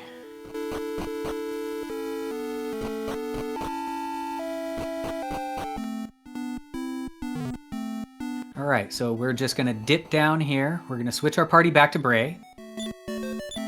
We have our true final party. He does have lots of hit points, so those levels were definitely helpful. He picked up 100 and I think 130 hit points. Did I see that right? He's at 180 now. He was at 50 something before. So he picked up 130 hit points in those 15 levels there. Makes him much nicer. Yeah, I want to say that last spat of levels, I think those last 3 gave him something like 50 plus by themselves. So you'll see I was moving in and out there. That's another thing that I just recently... Oh, Balzac. Do we fight the Balzac? I think we do.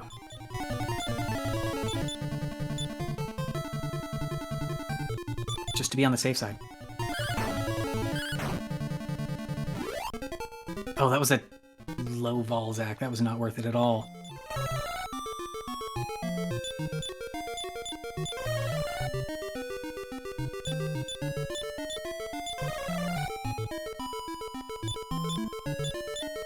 Oh, Christo is there. I don't know why I'm doing this. Christo's got to heal us. The whole point of him being alive. I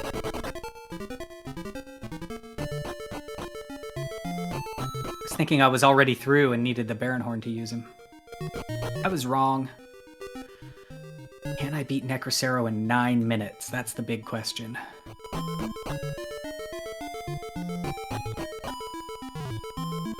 We're nearly there. Got a couple of elevators to ride.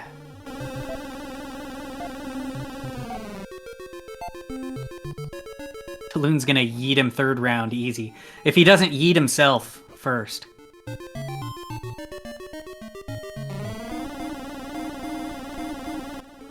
Taloon's been known to self-yeet. We've seen him do it multiple times. Of course, if we're going to try to finish off Necrosaro in 9 minutes, that means we've only got a few minutes to get those names in for Crystal. All right, and yeah, we just passed through my favorite room at the top, that torture fountain room. I think everybody should have a torture fountain in their palaces, like Necrocero does. He has excellent interior design. But here we go. We're climbing the bowels of the mountain. Let's hope that this goes well, folks. Hero's got the dress on. We're just going to try to do this right now. Let's make it happen. Not a lot of lethargy, so this could be a difficult fight. But we're just gonna have to hope. Hope for hopes. You know, increase. So lots of increases. You attack. You attack. You buy kill. You start the buy kills. Hold on, do we know any other useful stuff here? Nope, just buy kills.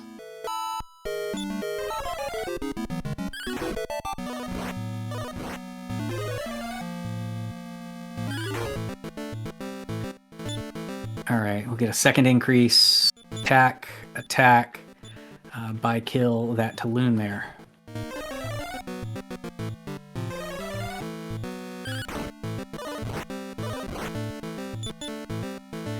Next, you have Sage's Stone, yes? Good.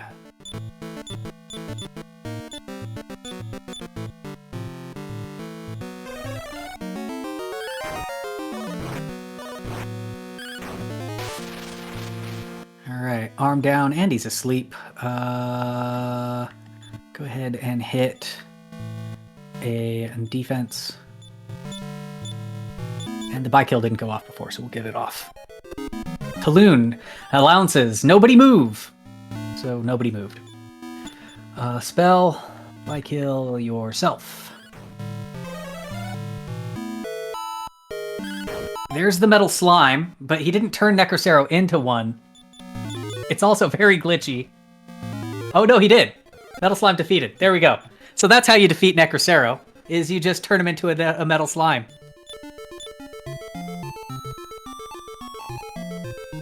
And that's how we get it done in under 3 minutes, folks. You use those Taloon shenanigans to your advantage. We are not quite at final input yet. I still have to escape Zenithia Castle, but for all intents and purposes, that is the end of the game. Sometimes the game does glitch out here too, and it doesn't take us back to Zenithia, but it looks like it did.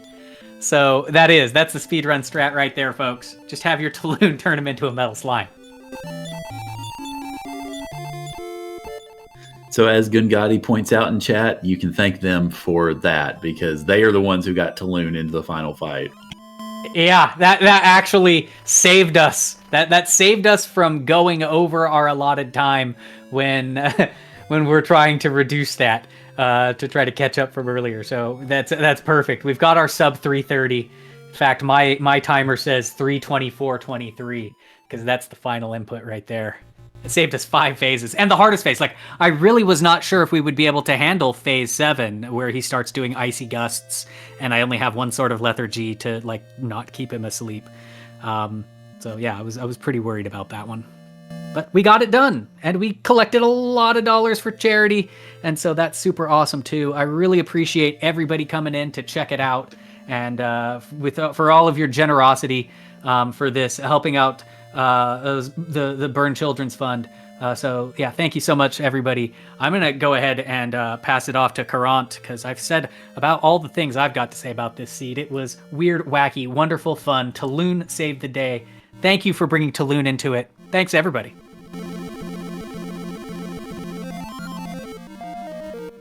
All right, and of course, thank you, Veluv, for playing through this, like you said, wild and wacky DQ4 randomizer for us. That was something else. Holy cow.